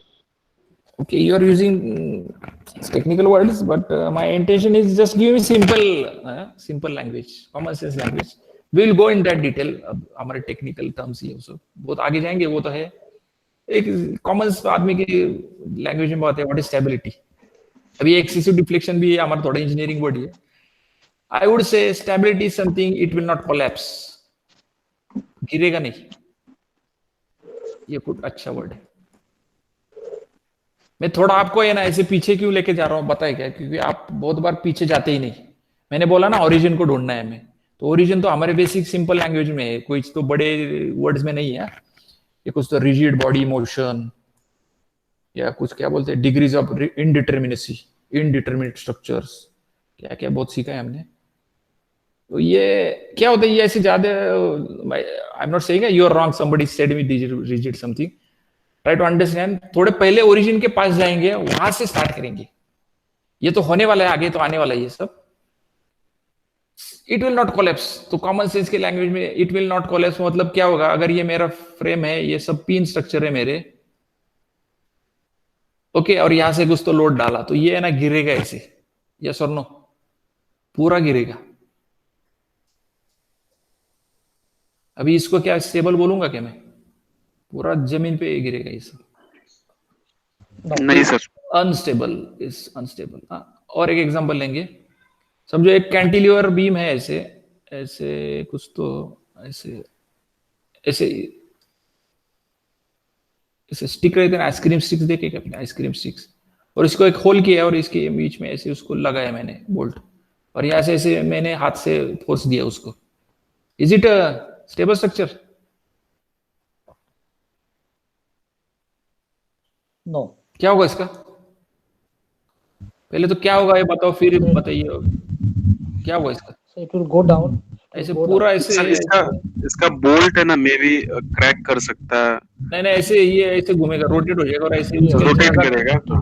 अभी इसके ऊपर आपने सोचा होगा कि मुझे कुछ तो रखना है, इसको एक आदमी को खड़ा करना है इसमें, समझो हाँ?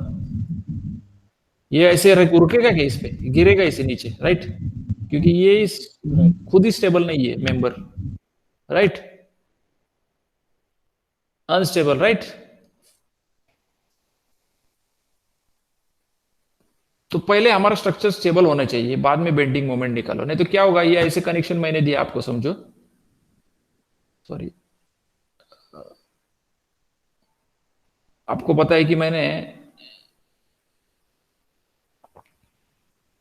बहुत बार क्या होता है प्रॉब्लम, हमें इंजीनियरिंग में दिया ना, ऐसे कैंटिलीवर दिया, यहाँ 10 किलो न्यूटन मैंने दिया, समझो, और ये 4 मीटर स्पैन है, समझो, ओके। अब मैंने बोलूंगा कि calculate the bending moment diagram, okay, calculate. अभी आप I think most of people have seen the 3 idiots movie, देखा है क्या कभी आप movie? It's a good movie. Yes sir. Yes. Yes. उसमें बहुत सारे ऐसे दिमाग में कंसेप्ट उसने बताया, आमिर खान ने, उसने the intention of that movie was very good actually. अभी मैंने ये 10 किलो न्यूटन फोर्स दिया है, ये 4 मीटर स्पैन है इसका बीम का, मैं पूछूंगा calculate the bending moment diagram, आप क्या करेंगे? W इंटू एल, यस और नो, ये फॉर्मूला पहले डाल देंगे, फिर आप बोलेंगे 10 इंटू कितना मेरा span, 4 metre, equal to how much, 40, and you will be very happy, yes I got this answer, मुझे कुछ तो आया, ऐसे, यस और no, is it correct? Correct है क्या? No, sir. क्यों? क्यों? कैलकुलेशन तो Because the सही है structure, मेरे,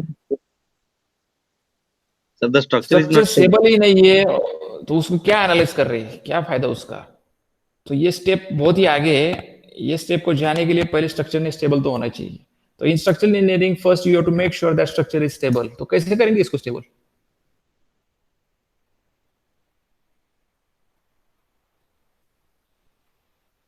कौन इसको अनस्टेबल कर रहा है?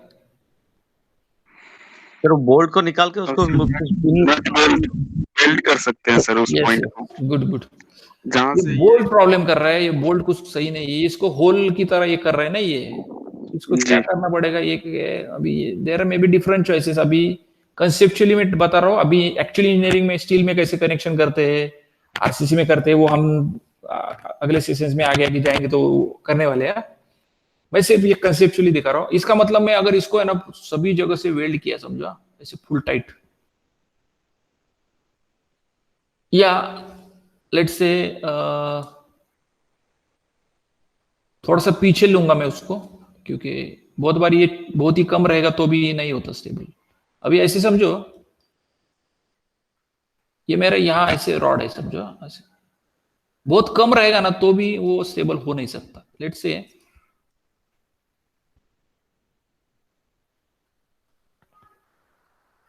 और यहां मैंने वेल्ड किया ऐसे, समझो, तो ये भी ज्यादा स्टेबल नहीं दिख रहा ना? दिख रहा है क्या आपको? दिख रहा है ये स्टेबल हो जाएगा even though I weld it properly?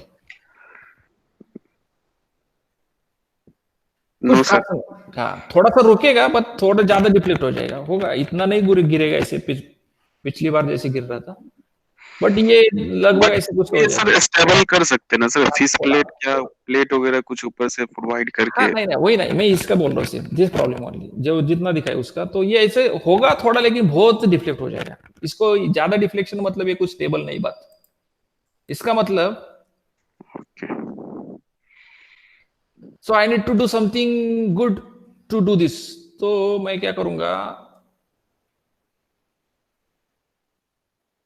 ऐसे थोड़ा बहुत पीछे लूंगा इसको, ऐसे ऐसे कुछ तो, ओके, और इसको फिर बहुत ज्यादा वेल्ड ऐसे लंबा ज्यादा, उसको एंकर ज्यादा किया मैंने इसमें, पीछे ना एंकर किया मैं सपोर्ट में इसमें, और इसको वेल्ड कर दिया। अभी ये मुझे थोड़ा दिख रहा है क्योंकि ये वेल्डिंग और ये जो रेजिस्टेंस यहाँ डेवलप हो रहा है मेरा, ऐसे ये ऐसे घूमने का ट्राई करेगा तो ये मुझे ऐसे टेंशन आएगा ना घूमते समय, यहाँ टेंशन आता है ना टॉप को, ये सर नो, ये बाहर जाएगा और ये अंदर जाएगा ना।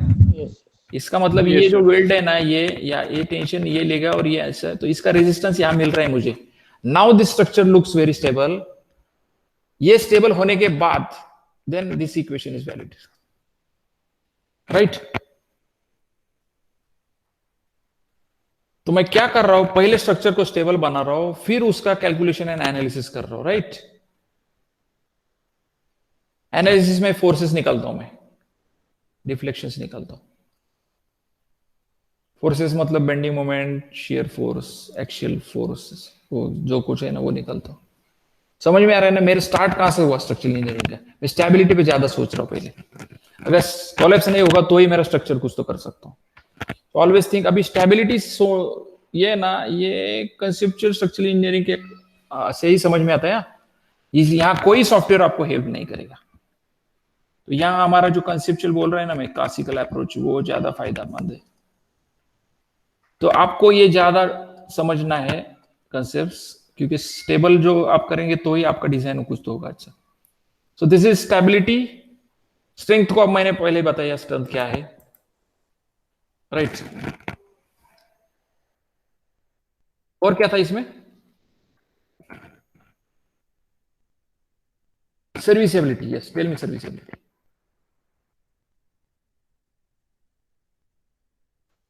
दो एस तो हो गए हमारे, तीसरा एस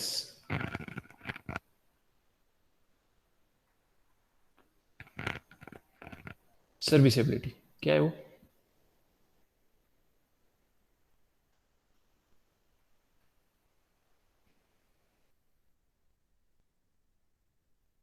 टेल मी।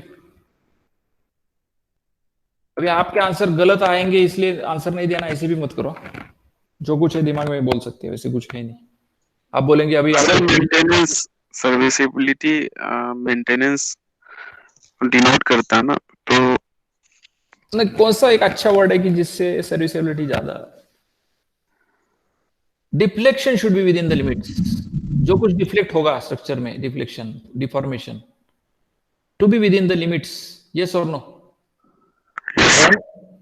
ये अच्छा, अभी बहुत सारे सर्विसेबिलिटी पैरामीटर्स है, but deflection is one of the important parameter. इसका मतलब अगर ये बीम मेरा बेंड हो रहा है तो डिफ्लेक्ट तो होगा ही ना, थोड़ा सा लोड आ रहा है तो कुछ तो होगा ही ना डिफ्लेक्ट। ऐसे तो बेंड हो जाएगा कि नहीं? यस और नो? कुछ तो ऐसे बेंड हो जाएगा ना, इट विल बेंड ना, like this. Yes sir. Bend हो रहा है मतलब ये कुछ तो डिफ्लेक्ट हुआ या कुछ तो नंबर। अभी ये डेल्टा इतना चाहिए, समझो ये 5 mm है, लेट्स से, अभी मुझे पता नहीं, तो 5 mm डिफ्लेक्ट हुआ, इसलिए ये आदमी को कुछ डर लगेगा क्या? इसको कुछ प्रॉब्लम होगा कि ये आदमी खड़ा है, ये 10 किलोमीटर का, समझो नहीं, नहीं लगेगा उसको। थोड़ा सा उसको पता है कि यार ये थोड़ा मेंबर तो डिफ्लेक्ट होने वाला है, मेरे दिमाग में है, और कुछ ज्यादा मतलब डर नहीं उसमें। इसका मतलब ये 5 mm is with in the limits. अगर ये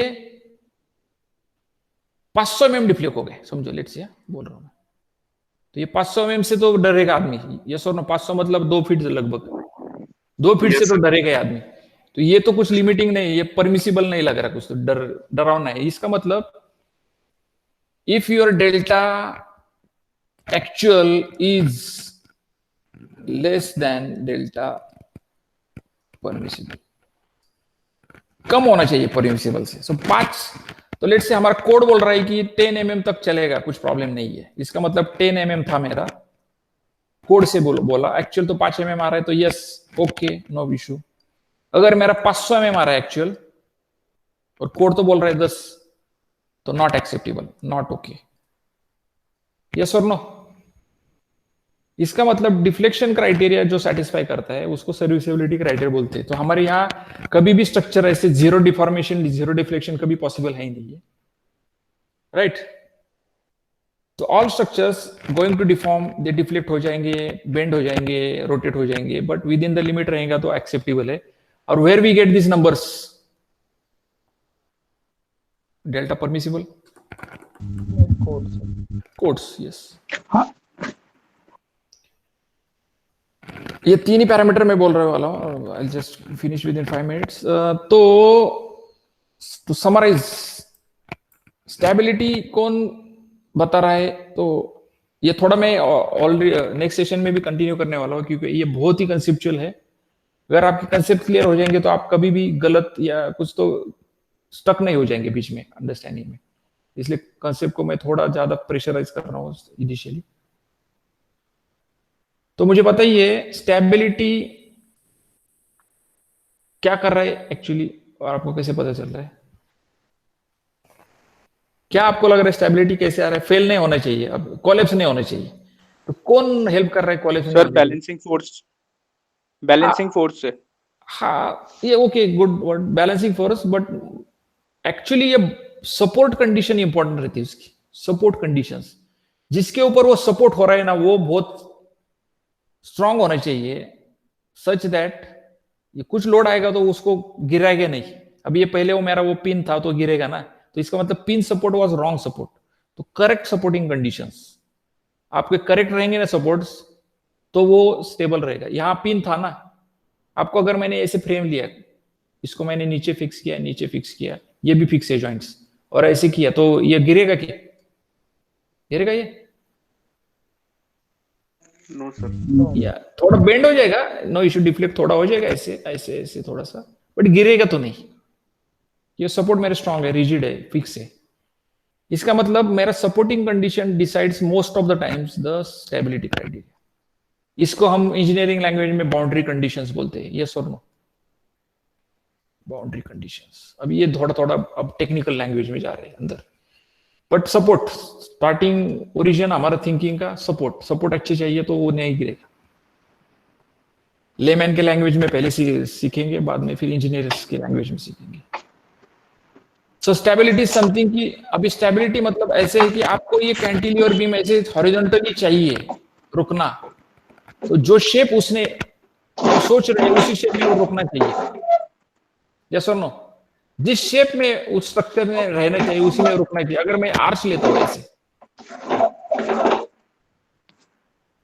ये मेरा आर्च है, समझो ब्रिज है, ऐसे ब्रिज है यहां कुछ, तो अगर ये ब्रिज लोड आने के बाद ऐसे कुछ तो हुआ समझो,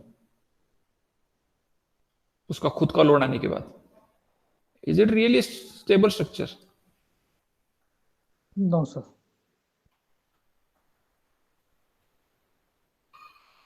तो ये स्टेबिलिटी क्राइटेरिया है या सर्विसेबिलिटी क्राइटेरिया? क्या प्रॉब्लम कर रही है आपको लग रहा है?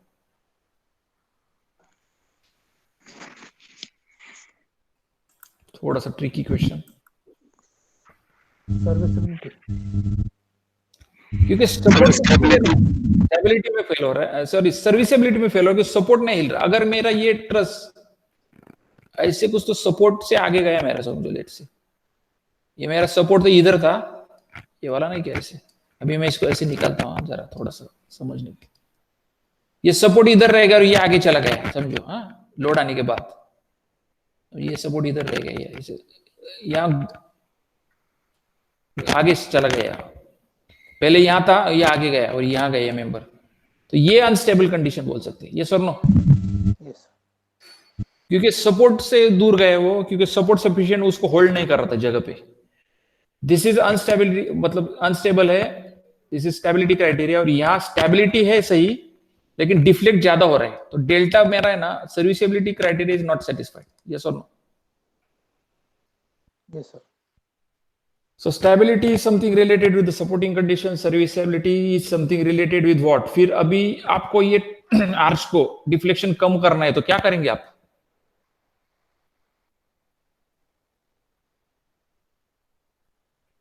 Okay, I'll discuss more about this serviceability criteria in the next session. अभी मैं समराइज करता हूँ। तो स्ट्रेंथ का क्या बताइए, स्ट्रेंथ कैसे है? स्टेबिलिटी आपको समझ में आया, सर्विसेबिलिटी डिटेल में बोलने वाला हूं मैं, लेकिन something related with the deflection है आपको पता चला, और स्ट्रेंथ मतलब मटेरियल स्ट्रेंथ है सब। तो ये तीनों आपको सब समझ में आएंगे तब स्ट्रक्चरल इंजीनियरिंग समझ में आएगा पूरा, as far as safety is concern. अगर आपने ये तीन इसको सेटिस्फाई किया तो सेफ्टी इज अचीव्ड। इसी एनर्जी बात में देखेंगे, ये तीनों एस बहुत इंपॉर्टेंट है। आपने अगर ये तीनों को एस को ज्यादा फोकस किया करियर में तो कभी भी कुछ प्रॉब्लम्स नहीं आएंगे स्ट्रक्चर्स को। अभी नेक्स्ट सेशन में we will conclude today session, next session में हम वो सर्विसेबिलिटी और बाकी पैरामीटर्स थोड़ा डिटेल में देखेंगे। ओके, ये सब सीखने के बाद ये मैं आपका वो ओरिजिन रेफरेंस पॉइंट है ना, आपकी एक रेफरेंस सिस्टम बनाने जा रहा हूँ, जैसे वो आर्टिस्ट वैसे डेटा लाइन ड्रॉ कर रहा था ना, तो मेरा इस सेशन से इनिशियल सेशन जो मैं लेने वाला हूँ, इसका मेरा फर्स्ट इंटेंशन है कि आपको वो सही डेटम लाइन मिलेगी। इसका मेरा प्रयास है, मतलब I am trying to develop this datum line for yourself, जिसके बाद में आपका सोच वहां से स्टार्ट हो जाएगा, वो ओरिजिन से। आई am not saying that I am making you an excellent और बहुत ग्रेट बनाने जा रहा हूं, ऐसे नहीं हूं मैं। मेरा प्रयास है, मतलब I am trying so that your datum line will get developed, so that आपको स्टार्ट बहुत अच्छा स्टार्ट हो जाएगा। स्टार्टिंग आपका आगे आगे जाएंगे तो प्रॉब्लम देखते समय आप अच्छी in right direction you will think on the problem. Okay, so that too, by saying this I am just concluding my today's session।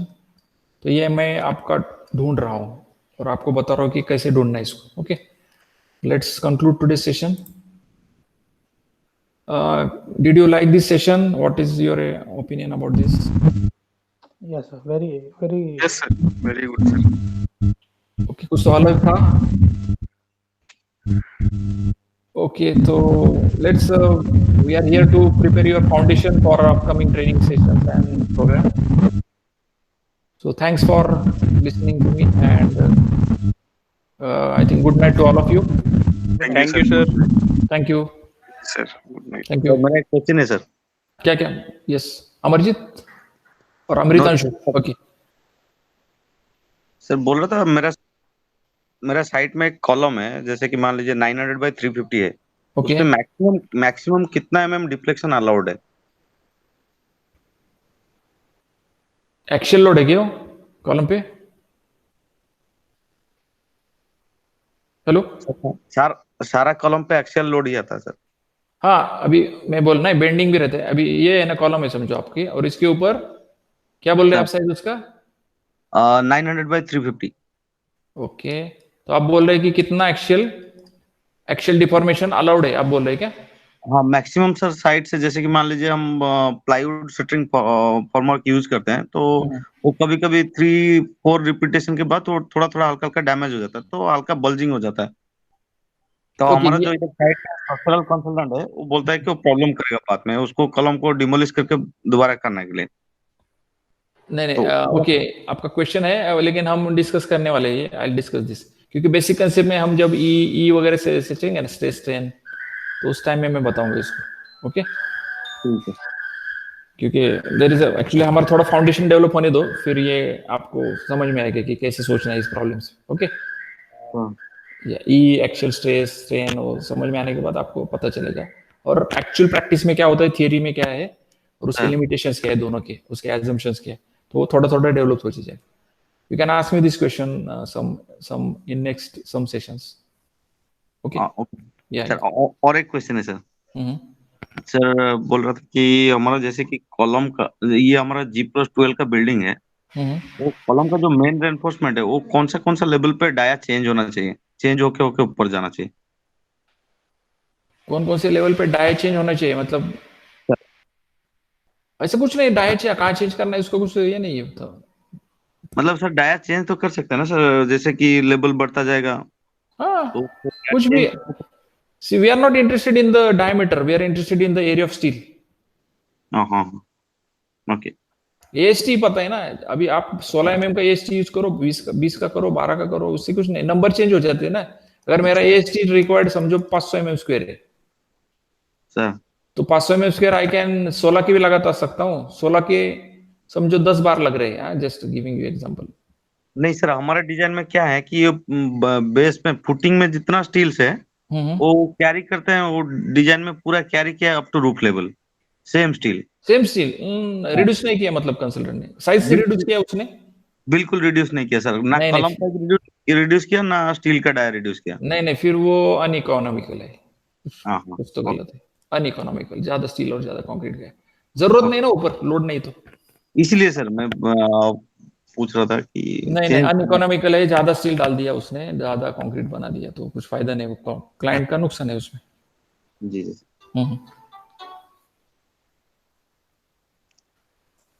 Okay. एक क्वेश्चन था सर, छोटा सा। यस अमृतांशु। सर इसमें जैसे कॉलम्स में जैसे ऊपर वाले फ्लोर्स के लिए कई बार जैसे स्टील कम आता है उसमें, तो जब रिड्यूस करते हैं हम स्टील, जैसे नीचे हम 25 का 25 का बार दे रहे हैं, तो ऊपर उसको हम 25 से 20 या सीधे 16 पे रख सकते हैं सर, सीधे 16 हाँ, कुछ भी कर सकते सकते हैं, नो इशू। कम कर ऐसे कुछ, सकते हैं सीधे। हाँ कम कर सकते हैं, ऐसे कुछ नहीं। AST इंपॉर्टेंट है उसका, available steel at that cross section is important. AST okay, बहुत से भी डायमीटर कंफाइनमेंट। यूज करते हैं। हाँ, okay sir, okay okay okay कुछ फर्क नहीं। Okay, thank you your sir. ऐसे भी हो सकते हैं, नीचे 16 का mm का बार आ रहा है जी जनरली लोगों को, और ऊपर 20 का आ रहा है। हाँ, जी तो लोगों को ऐसे लगता है अरे ऊपर ज्यादा स्टील आ रहा है नीचे कम आ रहा है, कुछ तो गलत है। लेकिन AST यहाँ मुझे जो लग रहा है ना, समझो AST मेरा यहाँ 500 mm² लग रहा है। हाँ? ये मैं 2 लेवल से समझो, और यहाँ मेरा 400 mm² लग रहा है, मतलब कम लग रहा है ना। जी but I am using 20 mm bar, so that 400 mm² हो रहा है। इसका मतलब मेरे 20 mm के कम बार लगेंगे ना इधर, जी और यहाँ 516 के डाला हूं मैं, तो समझो 16 के मेरे 8 है यहाँ, और 20 के समझो 6 है। और एज पर AST required above floor is less only, yes और नो? लेकिन Yes, लोग क्या maintain- देखते हैं, लोग है ना 20 को देखते हैं, अरे ये ज्यादा स्टील ऊपर कैसे आ रहा है। अरे वो ये नहीं देखते, अरे मेरे नंबर ऑफ भी कम है। समझ में आ रहा है? कभी कभी ये दिमाग में लोगों के आता नहीं कि अरे diameter is not deciding the design, it's area of steel is deciding the design. तो कम कर सकते हैं सर ऊपर जाके, मतलब 25 से 16 या कुछ भी, जो जितना एरिया आ रहा है AST रिक्वायर्ड उतना ही देने के। हाँ कर सकते हैं ना, कर सकते हैं, बट ज्यादा दूर का नहीं करने का। मतलब यहाँ 20-25 कर रहे हैं और यहाँ डायरेक्टली 10 को जा रहे हैं, तो नहीं सर, वो 25 से कितना कर सकते हैं, 25 से 16? जनरल ट्रेंड क्या रहता है, 25 से है ना 20 20। तक या 16 तक जा सकते हो, और बहुत ही कुछ प्रॉब्लम आ रहा है तो 12 तक जा सकते हैं। लेकिन मेरा order of selection is first this, second this and third this. अच्छा, मतलब प्रायोरिटी, थर्ड तक यूज कर सकते हैं। हाँ कर सकते हैं। बट क्या होता है ऑटोमेटिकली ना, ये 25 से अब 12 तक नहीं जाएंगे क्योंकि इसका नंबर बहुत बढ़ेगा। समझ में आ रहा है जी मैं क्या जी बोल रहा हूँ? जी ये जी नंबर जी बहुत बढ़ेगा तो आपको ये उसको यहां तक जाने ही नहीं देगा, वो चॉइस, ये चॉइस नहीं आपको होगा। आएगा ही नहीं। ज्यादा से ज्यादा 16 तक आप जाएंगे चॉइस, इसके आगे नहीं जाएगा, क्योंकि आपको लगेगा तो भी नहीं डाल सकते, क्योंकि नीचे समझो 8-25 है, और उसको ऊपर जाने के बाद समझो 16-12 निकल रहे हो। अभी ये 8 लैब कहाँ करेंगे, वो बहुत ही मतलब कंस्ट्रक्शन के लिए वो डिफिकल्ट हो जाएगा ना वो सब। जी जी जी तो वो आपको ये ना, इवन दो आप लगा सकते 4 भी नहीं लगाएंगे यहाँ, ऐसे हो जाएगा आपको। सो मेनी टाइम्स वो आपका चॉइस भी अदर पैरामीटर से ड्राइव होता है, जी। इसलिए लॉजिकली ऐसे जा सकते हैं, ऐसे बोल सकता हूँ। और सर इसमें मेन बार्स का जो स्पेसिंग रहता है हमारा, हम्म तो हम लोग यहाँ पर प्रैक्टिकली हम लोग मतलब ऐसे उसको 75 रखते हैं, हम्म लेकिन कोड ये कहता है कि या तो एग्रीगेट जो भी यूज कर रहे हैं, जैसे 25 का कर रहे हैं प्लस 5 तो मिनिमम उतना होना चाहिए। हम्म लेकिन ऊपर जैसे कई बार ज्यादा ओवर इन्फो सेक्शन है, तो उसमें अगर बीम का और कॉलम का वो इंटरसेक्शन में फिर उसमें दिक्कत आती है, हाँ, तो वो वो बहुत प्रैक्टिकल। प्रॉब्लम है, ये बहुत प्रॉब्लम है, your problem is correct actually. ये बहुत ही इशू आता है एक्चुअली। क्या होता है, हमारा बीम का विड्थ है समझो, ये मेरा बीम और ये मेरा कॉलम है समझो, this is my column, okay. ये मेरा बीम है, यहाँ से कॉलम पे रेस्ट हो रहा है। अभी यहाँ कैसे होता है बहुत बार, ये मेरे कॉलम्स के बार है, और कॉलम्स के बार को क्या प्रॉब्लम आता है कि कॉलम्स को कवर ज्यादा रहता है, ऐसे समझ में आया, 40 mm का, और बीम को कैसे रहता है मेरा कम रहता है 25-30 तक, और ये फिर ऐसे जॉगल करके अंदर जाते हो, राइट। ये फिर सर। ऐसे जाते हो, यहाँ है ना ऐसे जाना पड़ता है उसको, फिर यहाँ कुछ जगह ही नहीं रहती है जोन में, राइट। ये तो ये है प्रैक्टिकल डिफिकल्टीज है एक्चुअली। इसलिए पता है कि नया कोड है ना हमारा अर्थक्वेक का, वो बोल रहा है कि 13920। हाँ 13920, वो बोल रहा है कि कॉलम का विड्थ है ना कम से कम 300 mm चाहिए अभी, सर 300 mm कॉलम विड्थ। जी और जी जी बीम का चलता है 230-200।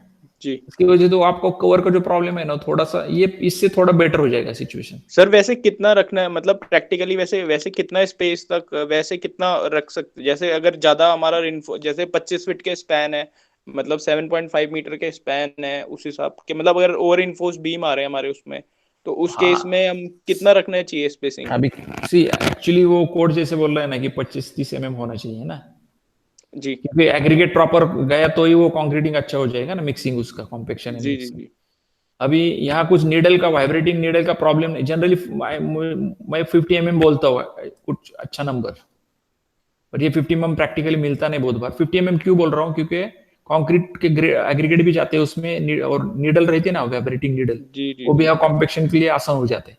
50 is a good number, as a designer you can think of targeting this number, but कभी कभी ऐसे कंजेशन आ जाते हैं, तो इस टाइम क्या करने का, बहुत बार हम कॉलम में 3-3 बार भी डालते हैं, पता है क्या नहीं, 3 बार ऐसे ये फेस पे, तो ट्राई टू मेक श्योर कि ये 3 से अच्छा 2 ही आएंगे यहाँ, सो दैट मेरे बार तो कम से कम अंदर जाएंगे। हाँ जी जी जी, या सेक्शन ये का साइज साइज बढ़ाना या पड़ेगा सेक्शन बढ़ा दो, ये विड्थ।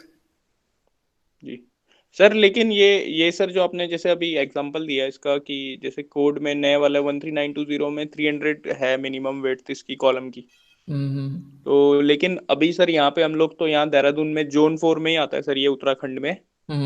तो यहाँ पर जो अभी प्रैक्टिस में है, जो आर्किटेक्ट हैं वो लोग मतलब उनका प्रिफर्ड रहता है कि उसको 9 इंच रखें और हाँ डेप्थ वो में चाहे 2 फीट का चला जाए नहीं भी ये या है ना, उससे। ये तो आर्किटेक्ट से की वजह से ये हो रहा है, लेकिन क्या तो हुआ बहुत सालों के बाद ये प्रॉब्लम्स, आप whatever problem you are talking ना, इसी की वजह से तो कोड ने ये चेंज किया अभी, क्योंकि दे हैव सीन कि हम डिजाइन में बहुत अच्छा करते हैं, मॉडल अच्छा करते हैं, और एक्चुअल साइड में तो ये कुछ प्रॉपर डिटेलिंग ही नहीं हो रहा उसका ना, जी इसलिए तो हमने अभी कोड ने ये चेंज कर दिया। अभी आर्किटेक्ट नहीं सुनते क्योंकि उनको ऑफसेट ज्यादा आता है ना रूम में, ये वाला, जी जी जी जी जी and definitely offset is not good, अच्छा नहीं दिखता ना एस्थेटिकली, जी तो जी इसलिए जी उनका रेजिस्टेंस रहता है कि नहीं नहीं मैं 230 के आगे नहीं जाऊंगा। तो ये थोड़ा फाइटिंग स्ट्रक्चरल इंजीनियर में और आरटी में रहता है, थोड़ा टाइम लगेगा ये एक्सेप्ट होने के लिए। अभी ओके भी सर। 230 ही यूज कर रहे लोग, क्योंकि उनको नई बात या जचती नहीं, पता है ना, anything new is not acceptable in the beginning, वो इनर्शिया रहता है, तो जी इनर्शिया जी फेज में है बहुत लोग। इसमें इनर्शिया में क्लाइंट भी है, आर्किटेक्ट भी है। क्लाइंट क्यों इनर्शिया में है, बिकॉज वो उसको अच्छा दिखना चाहिए। आर्किटेक्ट जी क्यों इसको फोर्स कर रहे हैं 230 को, क्योंकि वो क्लाइंट पैसा उसको दे रहे हैं, तो वो बोलेगा नहीं क्लाइंट को भी अच्छा दिखना चाहिए, मुझे भी अच्छा दिखना चाहिए, I don't go for this. अभी स्ट्रक्चरल इंजीनियर बहुत बार चिल्लाता है यार नई कोड ने दिया ये, फिर भी मैं उसके नहीं सुनती। ये सुनने के लिए थोड़ा टाइम लगेगा, लेकिन हो जाएगा कुछ सालों के बाद, जी सर। कंपलसरी करने के बाद फिर हो जाते हो ऐसे ही रहते। डू यू नो, पहले हम माइल्ड स्टील यूज कर रहे थे, 415 ना 250? एफ ये 250 कर रहे थे यूज,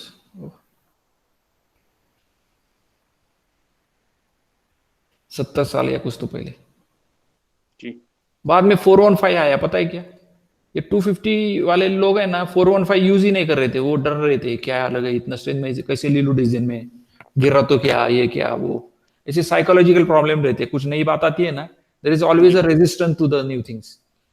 बहुत सालों के जी बाद फिर 415 पिक्चर में आ गए, एक बार 415 की आदत पड़ गई ना तो फिर ये भूल गए हो। उसके बाद 500 को भी प्रॉब्लम आया था, थोड़ा दिन ज्यादा नहीं आया था लेकिन इतना, फिर अभी 500 यूज कर रहे सब। तो ऐसे रहते हैं, कुछ नया आता है तो ऐसे रहते हैं, but always code is trying to make it very good in all respect. Code क्यों कर रहा है, क्योंकि बोल रहा है कंस्ट्रक्शन में बहुत प्रॉब्लम, मेरे कंजेशन हो रहा है एनफोर्समेंट का, कि क्यों ऐसे करने का, why not to change the design, क्योंकि ये स्टील तो हम नहीं कम कर सकते, बिकॉज वो तो डिमांड है मेरा अर्थक्वेक का और बाकी फोर्सेस का, तो जी I sir. Cannot change it too much less, ये तो यहाँ बहुत ही मेरा लिमिटेशन है। Better to go with the size, good size, ऐसे है, जी ये चॉइसेस है। As a good engineer we should try to do this maximum possible, लेकिन हमारा पूरा नहीं सुनते कोई, हम फोर्स करना है, हमें कन्विंस करना है क्लाइंट को और आर्किटेक्ट को, so that we are following more and more codal provisions for a better structure। जितना ज्यादा कन्विंस कर सकोगे उसको, ये कर सकोगे, तो उतना अच्छा हमारा स्ट्रक्चर हो जाएगा। इसका मतलब ये नहीं कि 230 यूज करने वाले रॉन्ग है, क्योंकि इससे अब तक तो 230 यूज कर रहे थे ना कोड के हिसाब से, जी तो जी इसका मतलब ओल्ड स्ट्रक्चर के गिरने तो नहीं वाले, लेकिन एक बेटर अच्छा स्ट्रक्चर होना चाहिए, तो बेटर जो जो होना चाहिए तो वो होना चाहिए ऐसे। तो ऐसे स्ट्रक्चर इंजीनियरिंग में अभी देखो मैंने अभी जितने जो बताया तो वो सब में बहुत से पॉसिबिलिटीज है, और ऐसे ही स्ट्रक्चरल इंजीनियरिंग समझ के ले लो प्रॉब्लम्स को, सॉल्यूशंस को, सर्कमस्टेंसेस को, और ज्यादा से ज्यादा बेटर कर सके तो करो उसमें ऐसे। Okay sir. Okay okay, that's it then, thank you for all, thank you sir, good night. Good night.